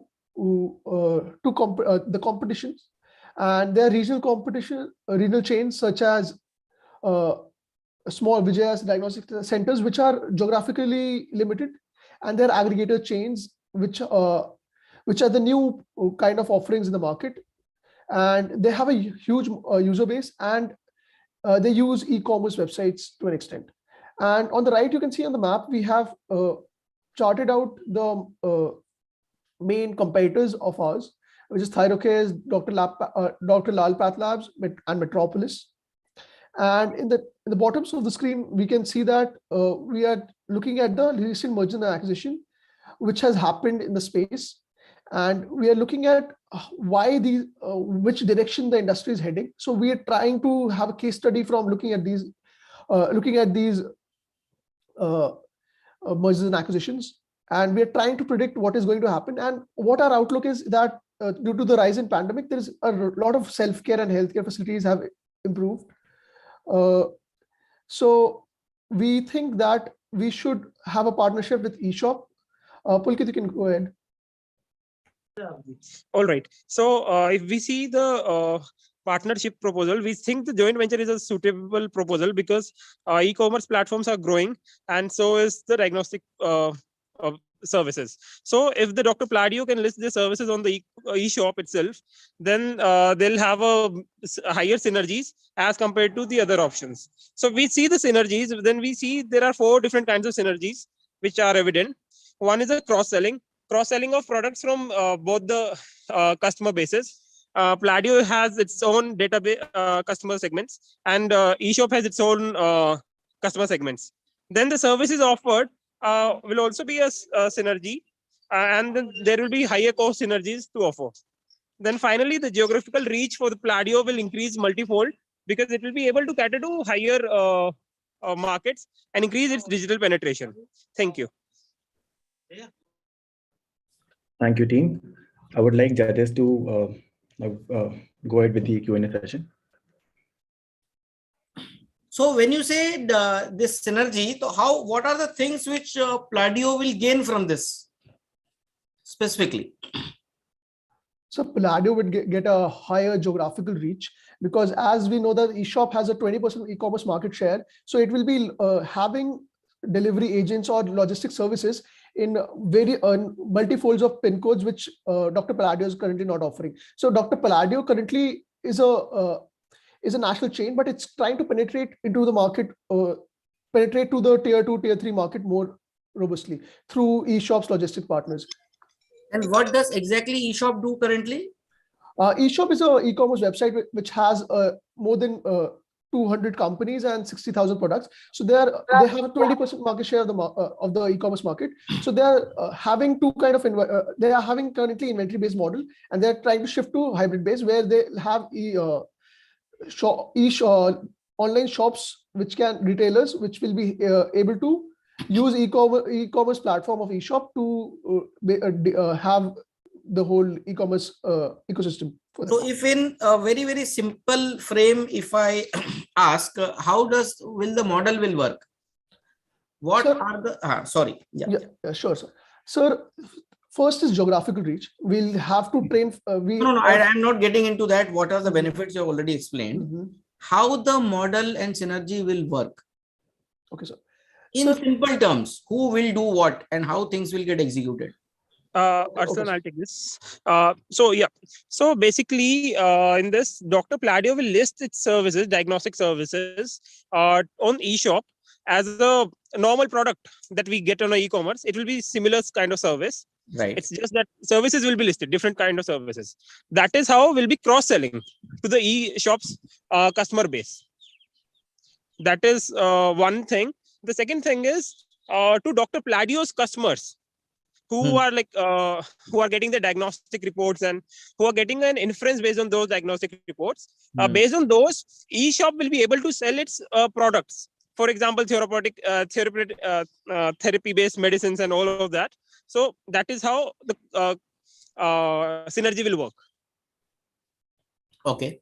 And we have taken this example through the recent M&As that we have seen, that like ThyroCare, which was not that, the presence of online care was not that much for ThyroCare. Then they merged with Pharmacy to have a higher online reach as well. So the last thing which I asked and which has to come out very, very clearly is that what are the 4 things which actually happen, 4 or 5 things. So which I was exploring out, where I could read that Dr. Pladio, the product, the test reports or test would be available as a product on eShop. Customer will click there. They will, and then the executive will come to collect samples, and the sample will go to a central warehouse of Pladio, where the results will be there, and probably the result would be also updated in the eShop website only under my login. So yes, this is what you mean? Yes, exactly, sir. But this is not coming out. Okay, sir. So then for me, I have one more product available under one more app only. I don't have to go to a different app of ThyroCare and log in and request for a test. Yeah, something like a super app.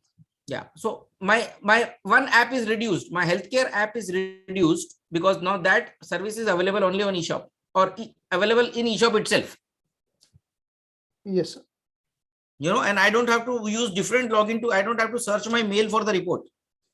I have an eShop login where I go and search my report because product sold, earphones, product sold, COVID test.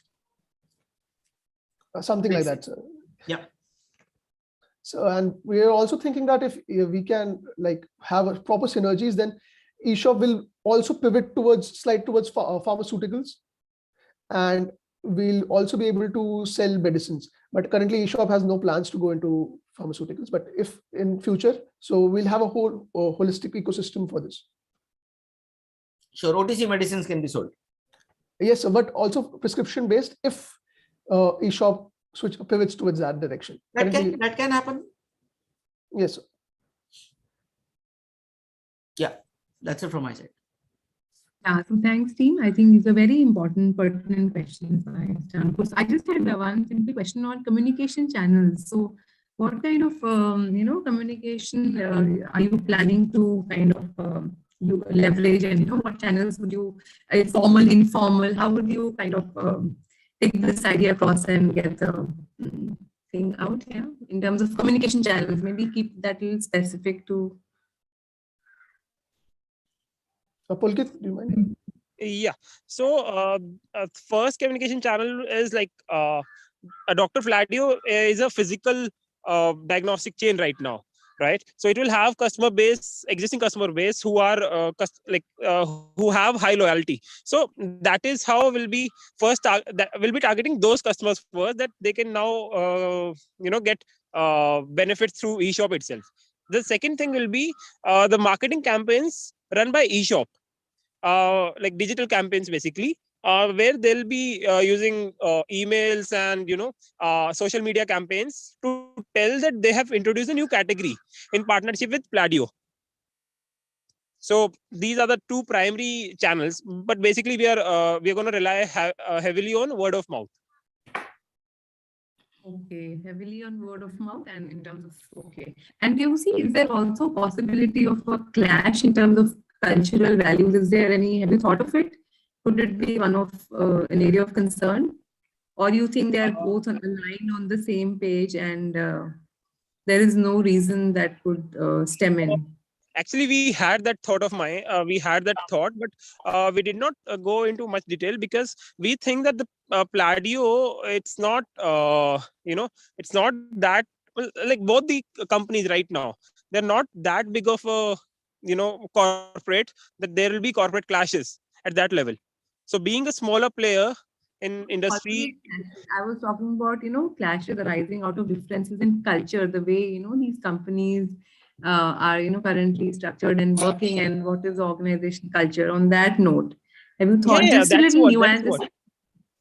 If we see both the companies right now are not very big players. They are small players, and it is easier for joint venture to happen between smaller players than big corporates, because the culture at big corporates is much more it's much intertwined in their employers and employees, right?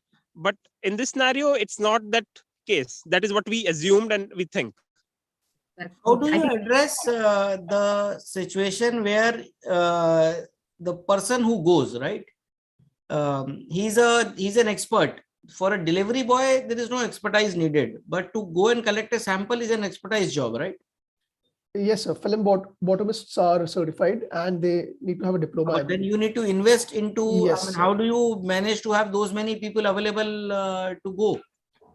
Yes, sir. We can have upskilling programs for eShop employees or their logistic partners, so they can have a better, most of the delivery agents have not had opportunities to grow and upskill themselves. So we could have these kind of programs for them where they can upskill and probably lead a better life in. And to add to Arslan's point, if we look back at the e-commerce industry, we have seen that when these customer initiated returns were, like they were taken up by the e-commerce where you can return the orders. That was a huge and a complex task for the delivery boy who was just supposed to, deliver.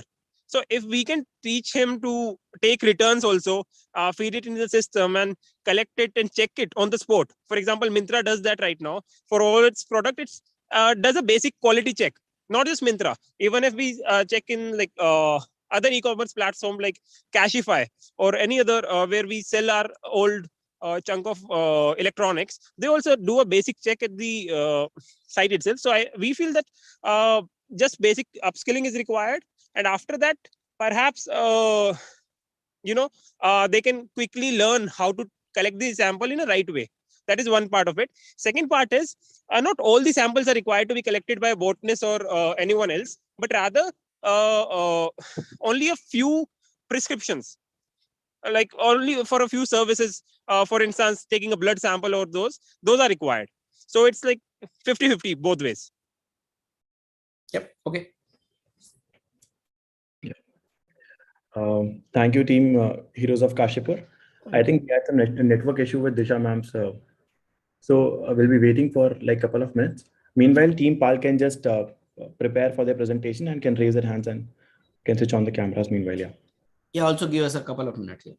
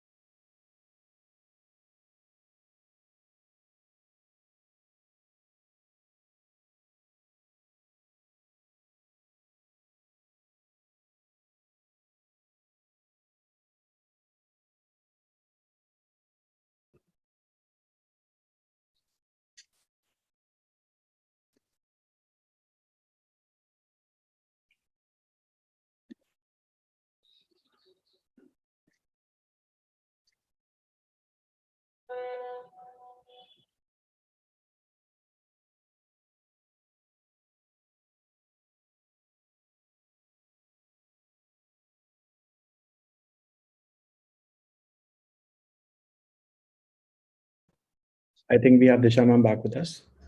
Yeah, I'm sorry, there was some issue at my end. So sorry for keeping everyone waiting. That's okay. So we'll request team PAL to present. Okay. So coming on to the second round, so we have been allotted a company, Megapixel Logistics, and we have to find the synergies or the potential acquisition or the joint partnership that they can go for, right? So as we know that the global pharmaceutical manufacturing market was valued at $342.42 billion in 2019, and it's growing continuously. So the partnership that we came up with was with the Star Pharma Limited Pharmaceuticals. As we see the strength of both of the companies, talking about Megapixel Logistics, it's well positioned in the country and has a strong network. Its finance performance are consistent over the years, and it has the ability to create a long-term relationship with the clients. And we are looking for the Star Pharma. It's a great product brand portfolio, as well as it continues to invest on the product innovations. And it has grown over the years with successful mergers and acquisitions, and it has a strong distribution network over the years. So the inference that we can get from here that the market of pharmaceuticals and the biopharmaceuticals is robust and is growing, and that drives the demand for logistics support that they can have. So the partnership between the Megexo Logistics and the Star Pharma will enhance the services for both the companies, as they are the well-established player in their domain. And joining hands will increase, will have the both positives. And as we can see that the drug shortages are due to the regulatory issues, product discontinuation, raw material issues, and most of them, the approximate 27% of the shortage that were unexplained was basically due to the transportation lag and the not providing with the basic facilities that are needed. So while studying about the Megexo, we came across that they are specialized in designing the vehicles according to the needs. So they have the capability of designing the specific vehicles according to specific needs. So they can provide the best logistics support to Star Pharma. And being a pharma company, it has the complication with transportation and cold chain requirement. So this can solve the problem for the Star Pharma, and it will enhance the portfolio of the Megexo Logistics at the same time. Now, what was once considered to be a niche domain for biological companies, it's quickly becoming expectations for all pharma enterprises, as the pharma companies are growing. The need and the services they are providing to the customers are continuously increasing. So hence the transportations will also be, they have to strengthen their logistics as well. And as previously discussed, these were the positives of the partnerships. Sorry, I didn't mention. As the pharmaceutical cold chain expected to grow a CAGR of 10% over the years. And so it will require additional resources to monitor and protect it. The Star Pharma portfolio is based on the mergers and acquisitions over the years. The company's growth is based on the acquisitions and they have done, and the investment they have done in the innovation part. So the Megexo will nourish their long-term internship, and the growth trend will in the financial will reflect as well. Now coming on the double whammy approach, why we are saying that this partnership will benefit both the companies. So basically, it's based on the double whammy approach, where one of the partnership where the two companies together come to do the operations, where not intersecting each other's domain and not intersecting each other's customer base. So this this partnership will enhance the portfolio and the customer reach that both of the companies have, and it will expand exponentially.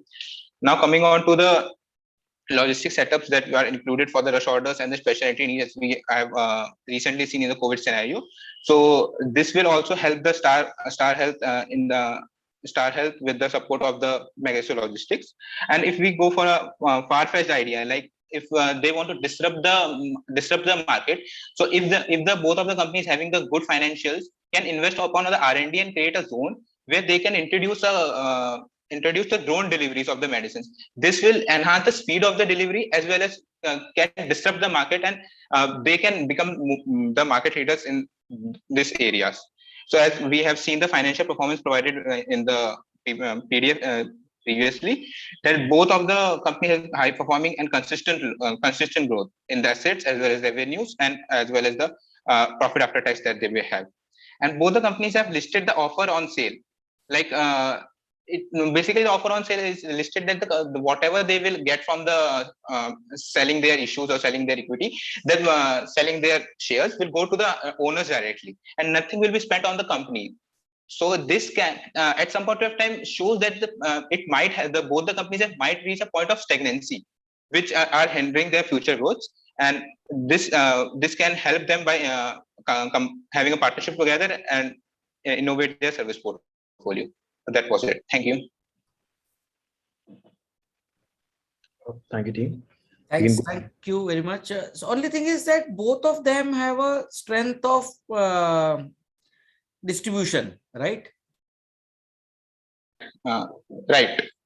So, and you are playing on the distribution play only, but since both of them are, any which case, have a strong distribution network, so how this will add value to them?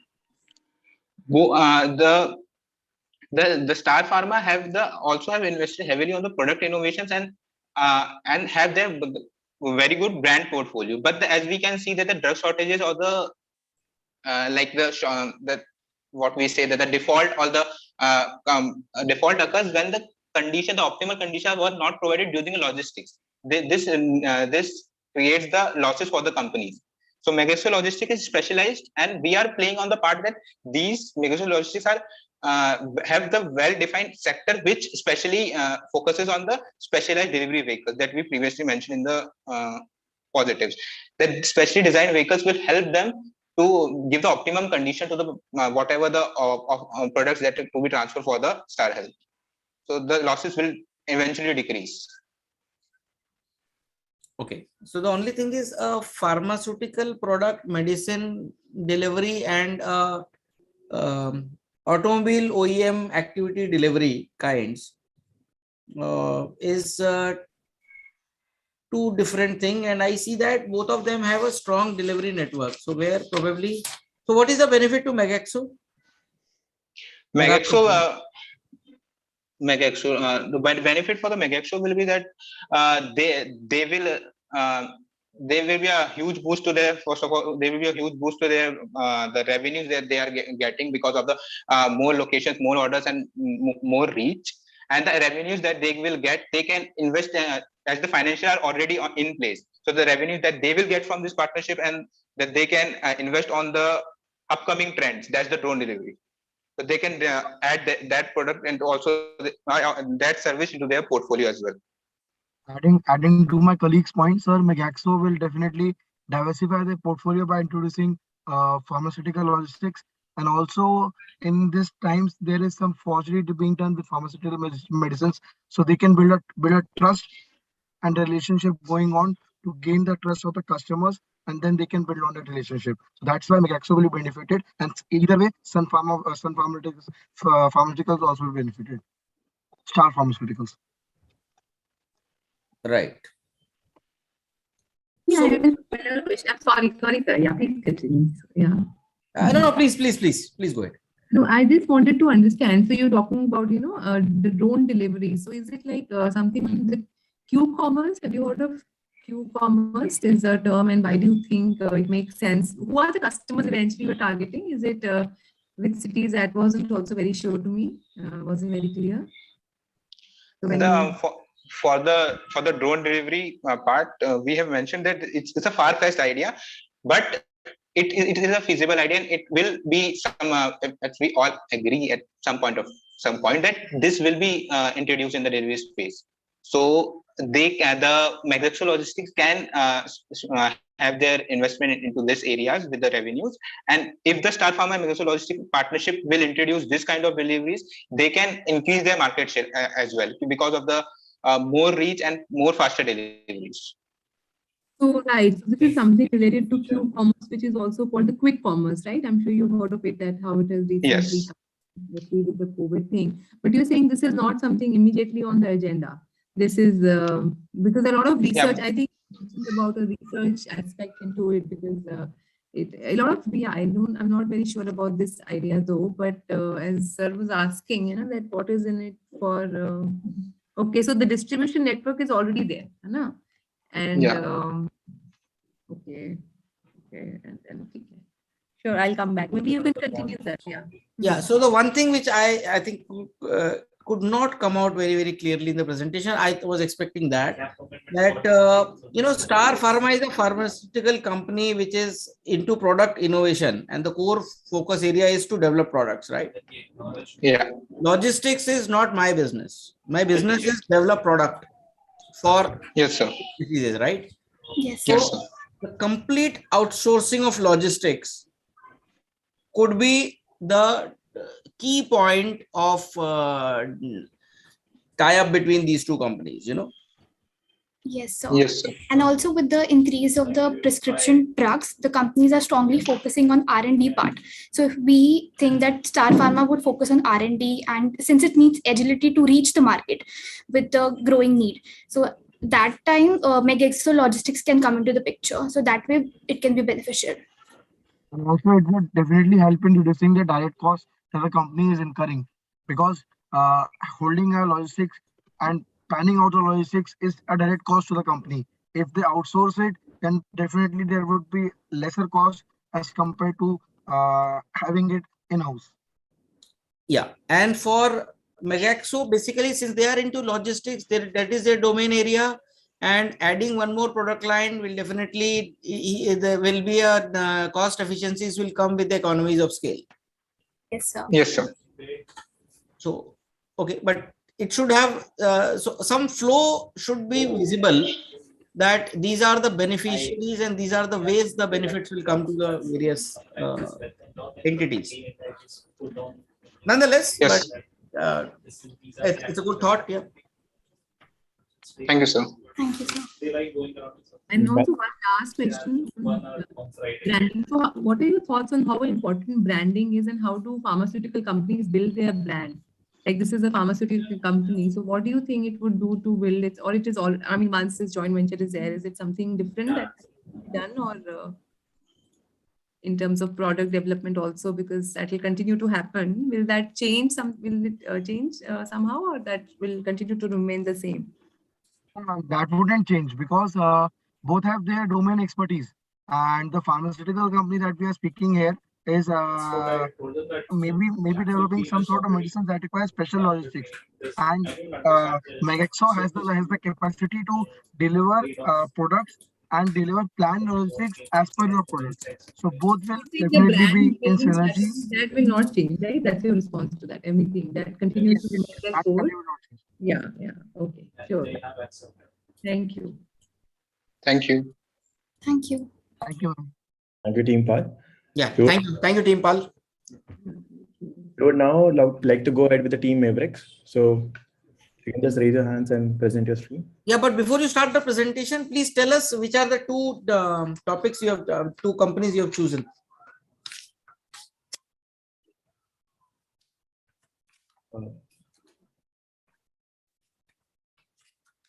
Team Pal, you can put your hands down. Yeah. Cyanor gas and target evaluation. Yeah. Can anyone? Okay. So you're able No, to. I got it. So Cyanor gas and so you have to give us a couple of minutes. Yeah? Just give Yes. So we were assigned Synergies gas and we picked Zeki Airways. Yeah, just give me a couple of minutes. Yeah. Sure. So two companies are Cyanor gas and Zeki Airways. Zeki Airways. Okay. That's good.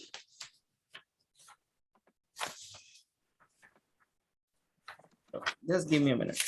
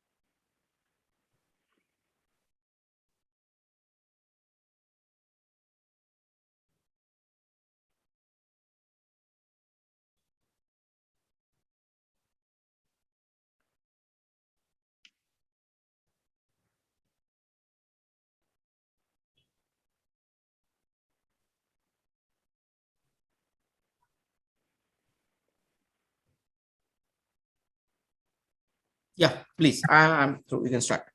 Yeah. So good evening, everyone. We are Team Mavericks from IIM Bangalore. So Jury, we were assigned Sinor Gas and other 13 companies to structure the deal from. In order to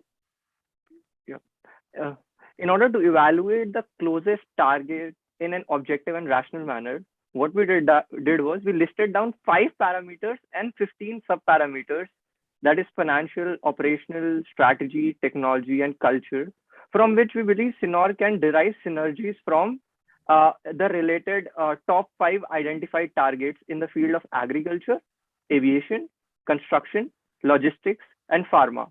And we rated them each sub-parameter on a scale of 1 to 5. And basis the weighted average of entire score, we believe Zeki Airways was ranked 1 with an overall score of 4.23. And wherein Infralit and Star Pharma was ranked 2 and 3 with a respective score of 3.99 and 3.96 respectively. Even when it comes to the financial matrix, which can be seen on the bottom right of the table, Zeki Airways stands out with those of its competitor and thus being ranked number 1 on financial front as well. Jury, coming to quantifying these synergies on the next slide,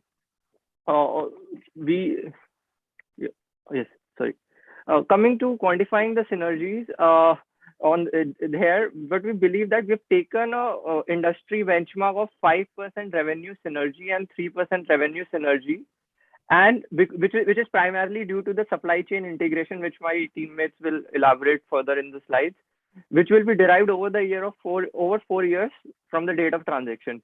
Jury, the difference in the top line and the PAT performance can have been depicted with red and green lines, wherein red line is the business as usual and green line is essentially the culminated synergy. Now over to Maulin and Shivam to explain you essentially the entire the operation and product synergies. So post-merger, we are looking at 4 different avenues where the synergies will be achieved. Given the integration of the organization with huge demand of fuel, which is a major component of operational expense in the aviation industry, we expect cost synergies of 3% from the integrated products.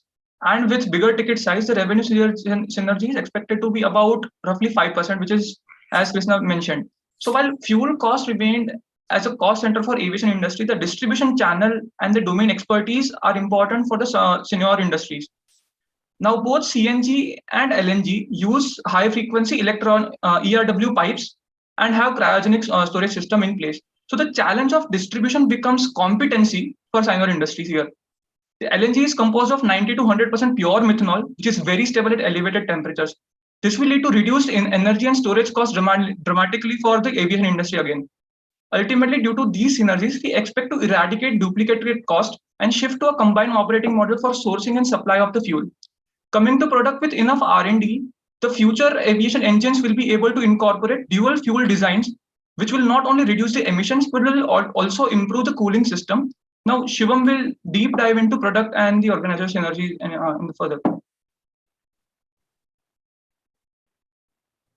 For any company which already produces CNG and PNG, to produce LNG is not very difficult.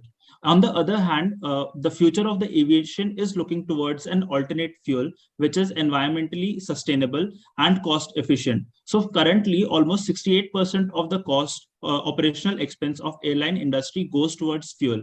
And LNG has the potential to be that fuel. So many research shows that using LNG leads to reduced emission, high stability at elevated temperature, and also it can be used for inefficient cooling system.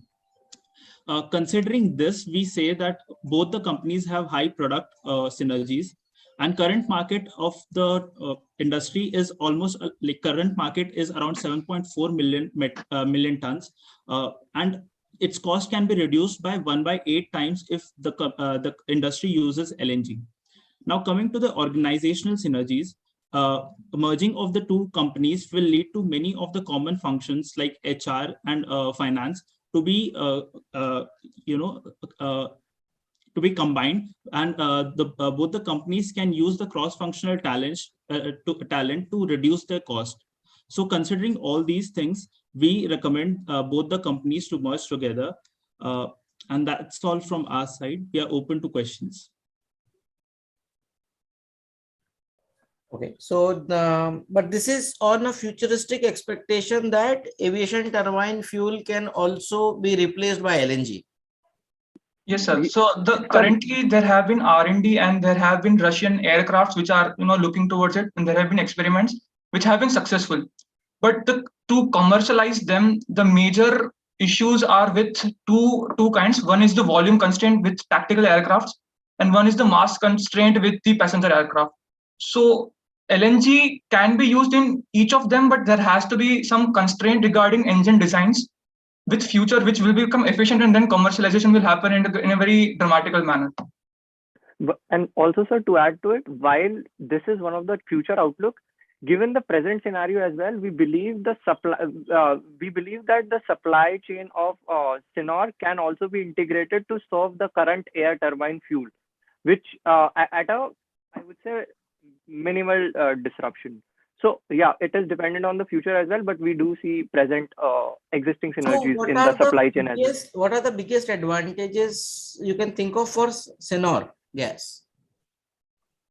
Sir, basically, right now in an Indian scenario, if the Sinor industry is in Hyderabad, they first of all they will be having the first mover advantage, and there are not a lot of players playing in this field of supplying LNG so easily. So having that is one of the biggest advantage for Sinor. Secondly, sorry, I didn't get that. Can you please repeat? Sir, supplying LNG to aircraft requires a lot of collaboration from both the parties and a lot of R&D towards the supply chain also. Because the cryogenics are complicated, but given the CNG and PNG already are having cryogenic storage tanks at their place, Sinor's competency and their competitive advantage can actually give them a first mover advantage in this industry if they are incorporating this model. And also, sir, given the inherent nature of both the industry, we've also mentioned in the organization, we believe there will also be a lot of talent complementarity which will flow in.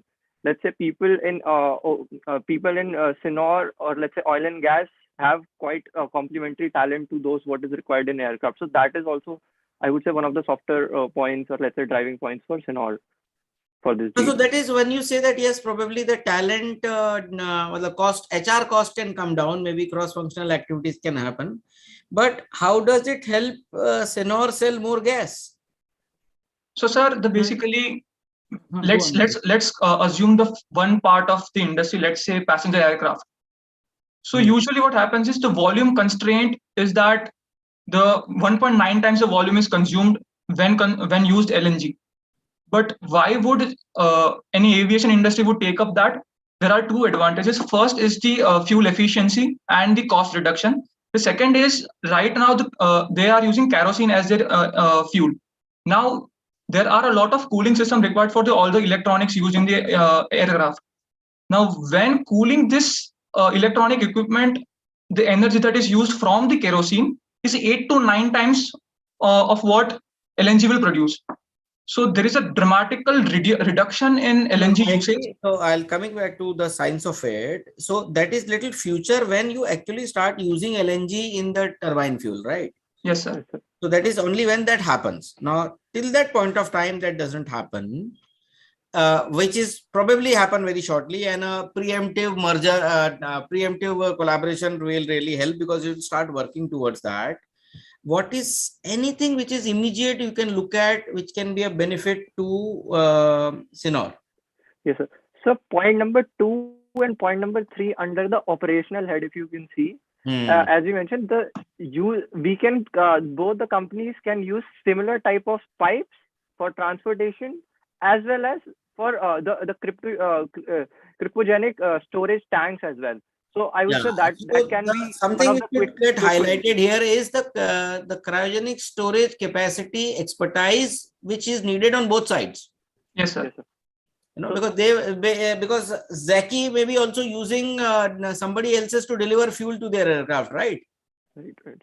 So if he is taking a fuel, I mean that fuel supplier is also using the cryogenic storage capabilities, which can be complemented for Sinor if their capacity is used here. Anyway. Yes, sir, absolutely. Yes. Absolutely. These are our quick wins, I would say, which can be capitalized right after the transaction. Yeah. Okay.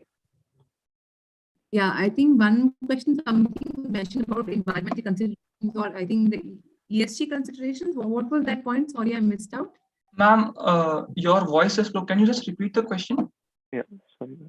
Sorry, I said I heard actually some internet issues at my end. So I was saying I heard some point being made on ESG considerations. What was so the airline fuel that is currently used, it causes a lot of emission and it is not environmental friendly at all. Whereas using LNG, the emissions that the aircraft emits, they can be reduced drastically. So research has shown that can be reduced. At the same time, using LNG can lead to its own efficiency, like the aircraft's efficiency, internal efficiency to be increased, therefore reducing the amount of fuel to be needed. Right, but do you feel this joint venture, I mean, that synergy in terms of processes? I think you spoke a lot about product synergies, but in terms of processes, are both these companies on similar page in terms of, the ESG considerations that you just mentioned, especially the environmental part of it, even if you don't go to social and governance? Yeah, I'd like to add one point here, ma'am, is that the storage temperature and the latent heat required to use LNG as a fuel is much more lower than using the kerosene. So first of all, the combustion energy that is to be used is lower. So there we are saving some energy. Secondly, the emission gases such as nitrogen or dioxide, or let's say sulfur, so and I guess soot also. These are the things which are non-existent typically in a LNG gas as compared to kerosene, because kerosene gas emit a lot of soot, which is very harmful for the environment. So these are the two factors where we can save a lot of environment damage which are happening because of this fuel. Yes, ma'am. And also, just to add, given the time and space constraint, we also discussed this ESG element, and it would be one of our, let's say, reservations to this deal. ESG element, given both the nature of industry, both oil and aviation, we would want to, I would say it would be one of our definitely big time reservations. There are various dimensions to the ESG thing which you'll have to maybe go back and look into. It's not just that, the social governance and all of that, sure. That's why, ma'am, we wanted to reserve our opinion, or let's say for this deal. Yeah. Okay. Thank you very much. Yeah. Thank you, guys. Good presentation. Thank you. Yeah. We now move to our last presentation for the event, Team Samosa. Team, please mention your industries before you start off with your presentation, and also give a couple of minutes to the panel to review the industries. Thank you.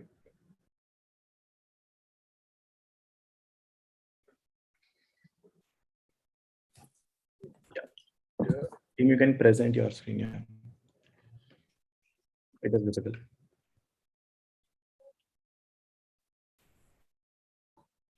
Can you please mention your industries? So as I understand, it is Sucrose, Insurance, and Quenix. These are the two? Yes, sir. One is an insurance company and the other is banking. Just hold on. Sucrose, Insurance, and you've collaborated that with Quenix. Okay. Just give us a couple of minutes.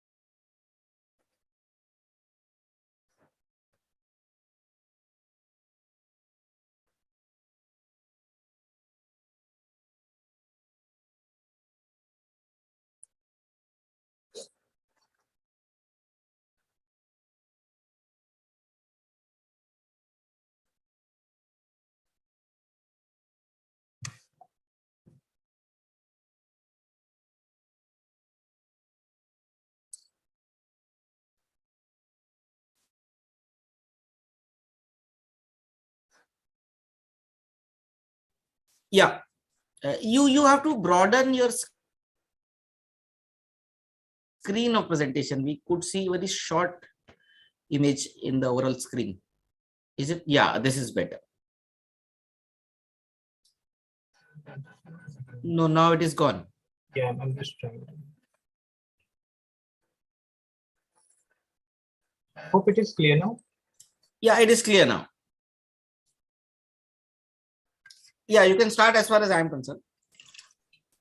Sure, even I'm good. Please go ahead, team.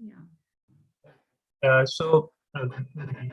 We are Team Synergies, and we allocate Euro's insurance company, basically engaged in insurance products and services, and we chose to go into a joint venture with Conex Limited, which is a private sector bank.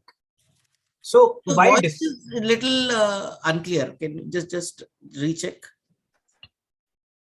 Sir, is it better now? Yeah, better. Yeah, so we were allocated Euro's insurance company, majorly engaged in general insurance products and services, supposed to go into a joint venture with Conex Limited, which is a private sector bank. So while deciding upon the right partner, we considered both the overall industry synergy, after which we also deep dived into contra synergies to both the entities. Industry drivers here. So there is a robust demand for both the industries due to the great potential and unserved nature of Indian market. Attractive opportunities for insurance in terms of expansion of investment avenues, in terms of InvITs, be it REITs. Innovation in banking services due to the upcoming digital wave. Both the industries have the policy support which is necessary due functioning. Increased investment for insurance sector. And lastly, we have is business fundamentals improving for the banking sector. And one of the contributors can be NPA, is projected to go down with the upcoming of bad banks. Reasons for entering into bank insurance can be next, it will lead to diversification of customer portfolio, improve profitability and non-interest fee income at a lower risk, customer loyalty and retention, cost-effective use of existing resources, and lastly, increased customer lifetime value due to a greater portfolio of services being offered here.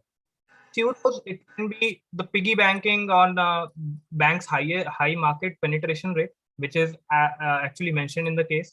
Relevant offer generation and customer engagement, increased premium turnover, which is a key indicator for any insurance company, increased operational efficiencies due to reduced costs, and lastly, improved turnaround times due to enhanced nature of customer interaction of banking individuals. On to you, Divya. Yes. Now talking about the synergies that we believe will be there are the marketing synergy, revenue synergy, financial synergy, and the operational synergy.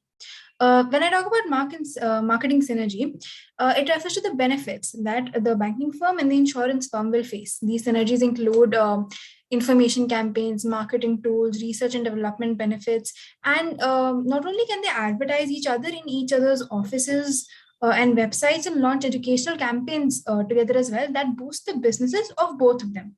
When I talk about the revenue part of it, when these two companies come together, they will generate more revenues because they are two independent companies that were producing on their own. They had their own customers, they had their own models. But now that these two are together, they have an extensive distribution network.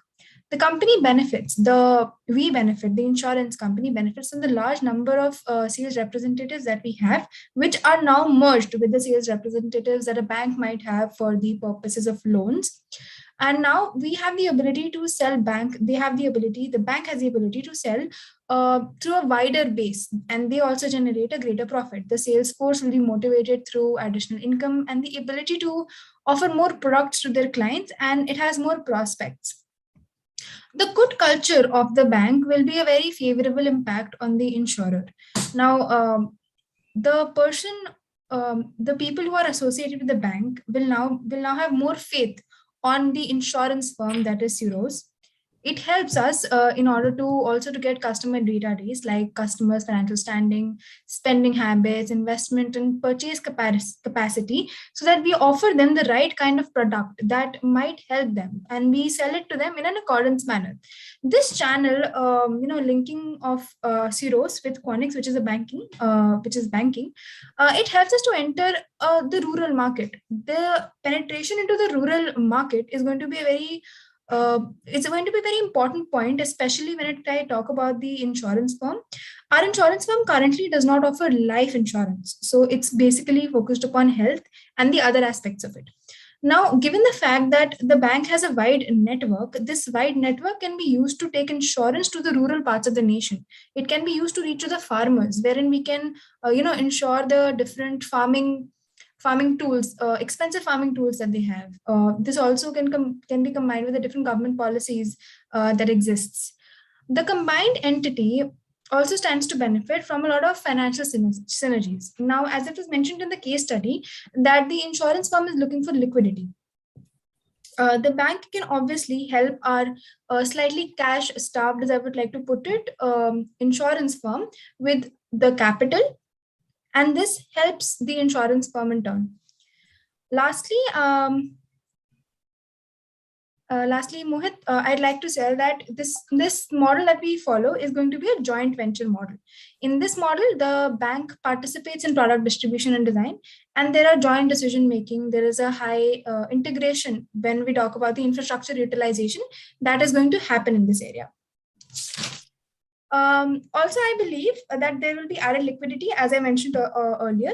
The insurance firm also gets better after-sale service opportunities because the linkage that I have with the customer is also, so as a customer, I'm not only linked to my bank, but I'm also linked to the same insurance company and the bank, both of them which function together, which gives us a better linkage if we think about it. Also, we can offer in-house services, people who are coming to take loans. It basically makes sales of our insurance better. And if you also think about it, the cost, when we talk about the channel costs will reduce. And when we see the risk, when it comes to risk,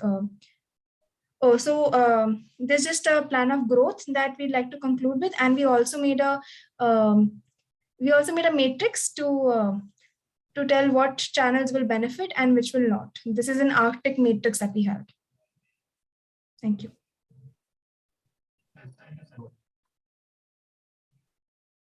So in this particular slide, on the left side of this slide, this side, what are you trying to speak here? That Mohit, can you please explain that? Sir, actually, we aim to highlight the core competencies that both the companies have and how related the core competency is for the other company. And there are certain other complexity that will be coming in the integration, whether it will be a cultural fit for the other company or not. For example, the rural partnerships of Quanix, which will be advantages for the Syros insurance. It will be a relative measure. But at the same time, the complexity that will be coming in integrating the rural section. So that is why we have a minus here instead of a plus. Integration. So this will be a positive point for Syros. Likewise, we have 3 core competencies. The voice is cracking, can't hear it properly. I thought it was a problem at my end, but yes, it is. Sir, let me explain it.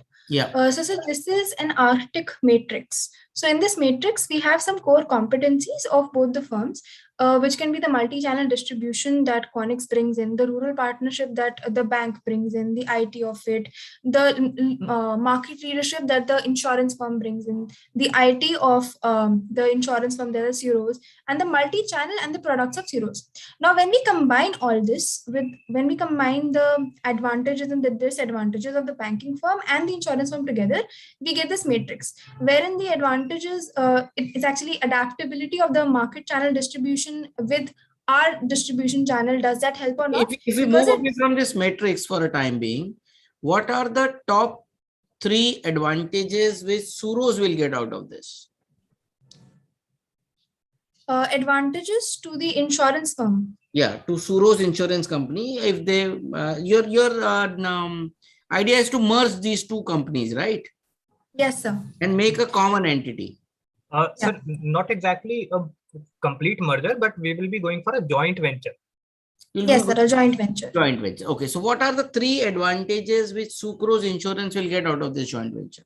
Sir, the very right. Divya, you can go ahead. First off, we get bank's high market penetration rate. We use whatever the penetration the bank has for our own purposes, because it is impossible for an insurance company to reach the market coverage comparable to that of banks. Banks have a huge distribution network. So the penetration is the foremost benefit that we get from it. Where is this written in this slide? In your couple of slides, is it mentioned very specifically somewhere? No, sir, it's not mentioned anywhere. What is the second biggest advantage the Suro's Insurance will have out of this joint venture? We will have increased premium turnover. Right. Because we now have an increased market penetration.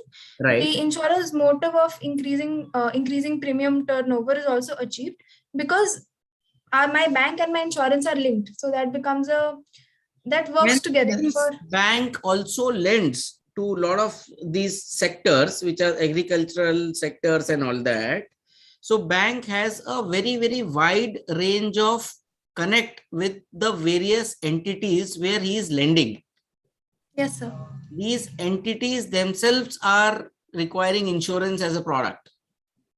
Yes, so that is when what we talk about when we talk about market penetration or in-house services, as we mentioned earlier, that whoever is coming to the bank for loans or for opening a bank account, our insurance personnel over there will be promoting a product to them. Whatever database that we get from the bank. I'm talking about different. The bank is lending to somebody who is manufacturing rural products.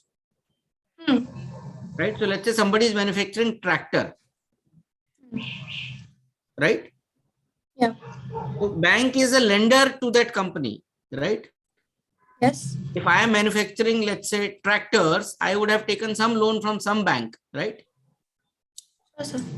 As an corporate. So now I, as a entity who is running a tractor manufacturing unit, I have to insure my factory.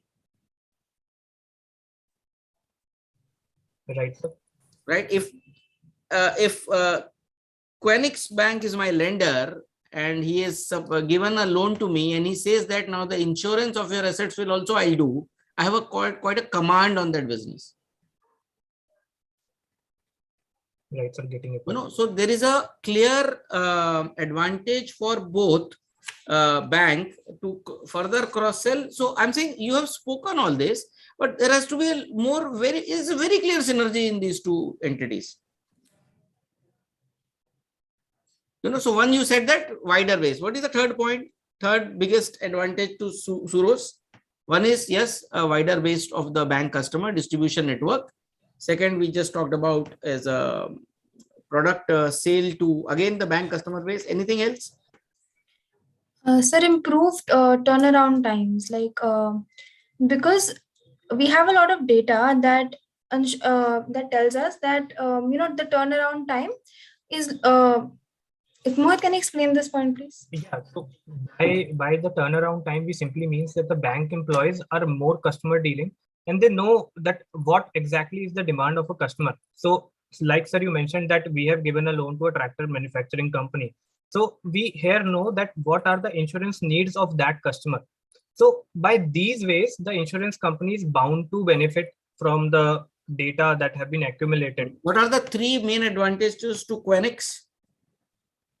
Sir, the very first advantage that comes to my mind is the expansion of services.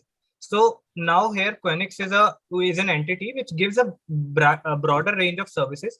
So the customer here is bound to benefit from the, be it in form of lendings or the insurance sector or even the deposit schemes that the bank is running. And another benefit that the bank is bound to get from this point is that now the loyalty of the customer is increasing because the customer is transacting more often with this entity. it is bound to generate a higher sense of loyalty for the customer. Okay. Yeah. On the same point, I was wondering, I'm sure you would have heard the term product bundling. So why did you not consider, bundling insurance with, say savings for that matter? Are you able to connect what I'm saying? Like depositors who had a minimum balance, right? They are entitled to some free insurance, the benefits up to some amount. Don't you think that is also going to be an important way? Have you heard of this term, product bundling?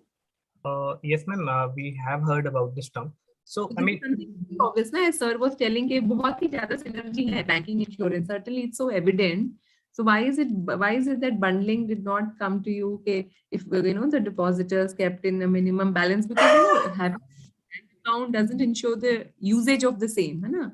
So how do you ensure usage? So basically, bankers also, especially in the rural, areas, it has been a challenge that minimum balance भी नहीं maintain हो रहा है ना? So why don't you think? Is there a possibility of bundling insurance with savings? What are your thoughts on that? Yes, ma'am, definitely. There are certain possibilities because, I mean, with more and more data coming in, so the banks know, as I previously also mentioned, that what are the requirements of its customers. And with more and more focus on insurance penetration and insurance cover being increased in the nation, I believe that, yes, bundling is a definite short synergy which will be occurring. It would have been good to have it on the slide if you spoke about it. I was waiting for that to come up, but nevertheless, it's a good attempt. Thank you very much. I'm okay. Yeah, good attempt. Just that probably the lot of things which you verbalized could have. Was there any limitation on number of slides?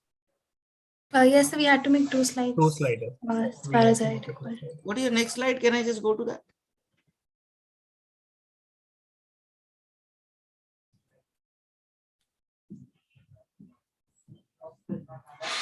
Fair enough. Yeah, good. Chalo, good work. Good choice of colors.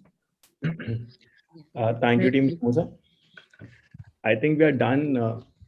Yeah, with that we come to an end to our presentations for the event. Thank you to our judges and all the teams for putting so much of hard work. It was clearly visible. I would now request judges to move with me to a breakout room so that we can decide on to the winners for the event. Yeah. Meanwhile, Alicia can take over. Vishwa? Yeah, the breakout rooms have been.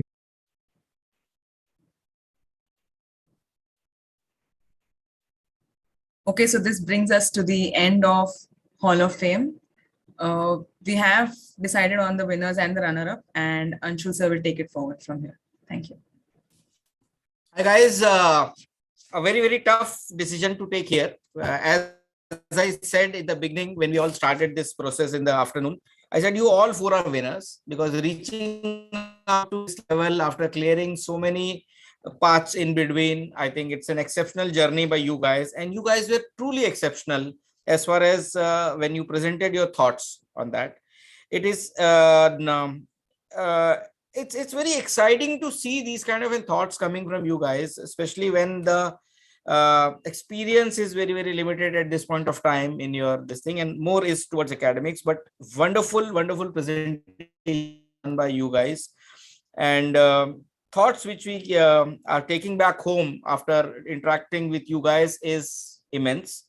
The kind of an creativity which you guys have shown to use the real estate available on the presentation is also great. I think that too also a lot of learnings, and I think I should some of my teams who make presentations day in and day out, some interaction with you guys to understand that how to optimally utilize the real estate given.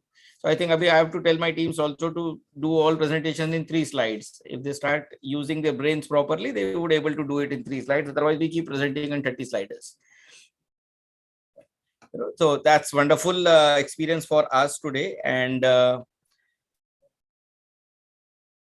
difficult moment for me, Disha, and Sir Hariharan sir. I think it is very, very difficult for us to come out on this list of who finally won. So the differences I say is very, very less, very, very minute. Unfortunately, even if you win by a run, there is a winner and there is a runner-up. So whether it's a difference of 1 run or 1 point, and if you look at typically, I don't know how many of you follow tennis. How many of you follow tennis? And I don't know. So So if you've seen the match, the final of Australian Open between the two heroes, actually the number of points lost by Nadal was more than Medvedev. But ultimately he won because he probably won some crucial points which are needed at that point of time. So this is exactly between you all. It's between the 4 of the tennis greats, and you all, the 4 teams are greats, and you are equally at par. Just that at the current point of time in this final, the runner-up tag goes to Team Heroes of Kashipur. So big round of applause for them. I'll just click a picture meanwhile.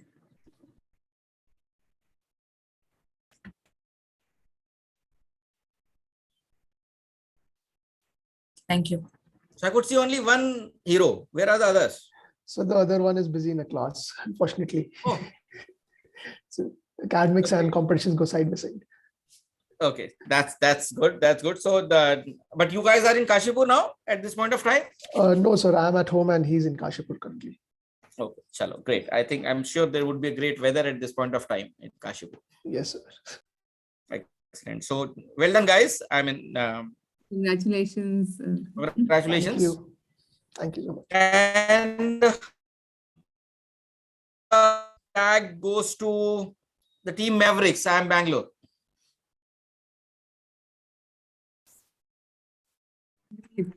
Congrats. Well done, guys. I mean, as I said, well done by all of you. It's just that a couple of points here and there, But interesting, I think one thing which we all should learn from, the Mavericks, I will send my team to your team to how to make best PPTs.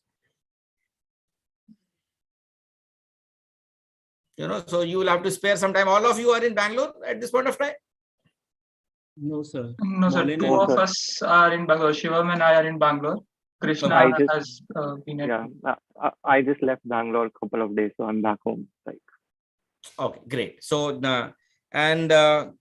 congratulations to Team PAL as well as Team Semusa. I mean, you guys also did wonderful. It's just that, as I said, it's a matter of few points here and there, and there has to be a winner. So there's somebody has to lift the trophy. So that's how it is. But all the 4 finalists of you are, in true sense, actual winners of this entire competition, and very well managed by Alicia, right? Yeah.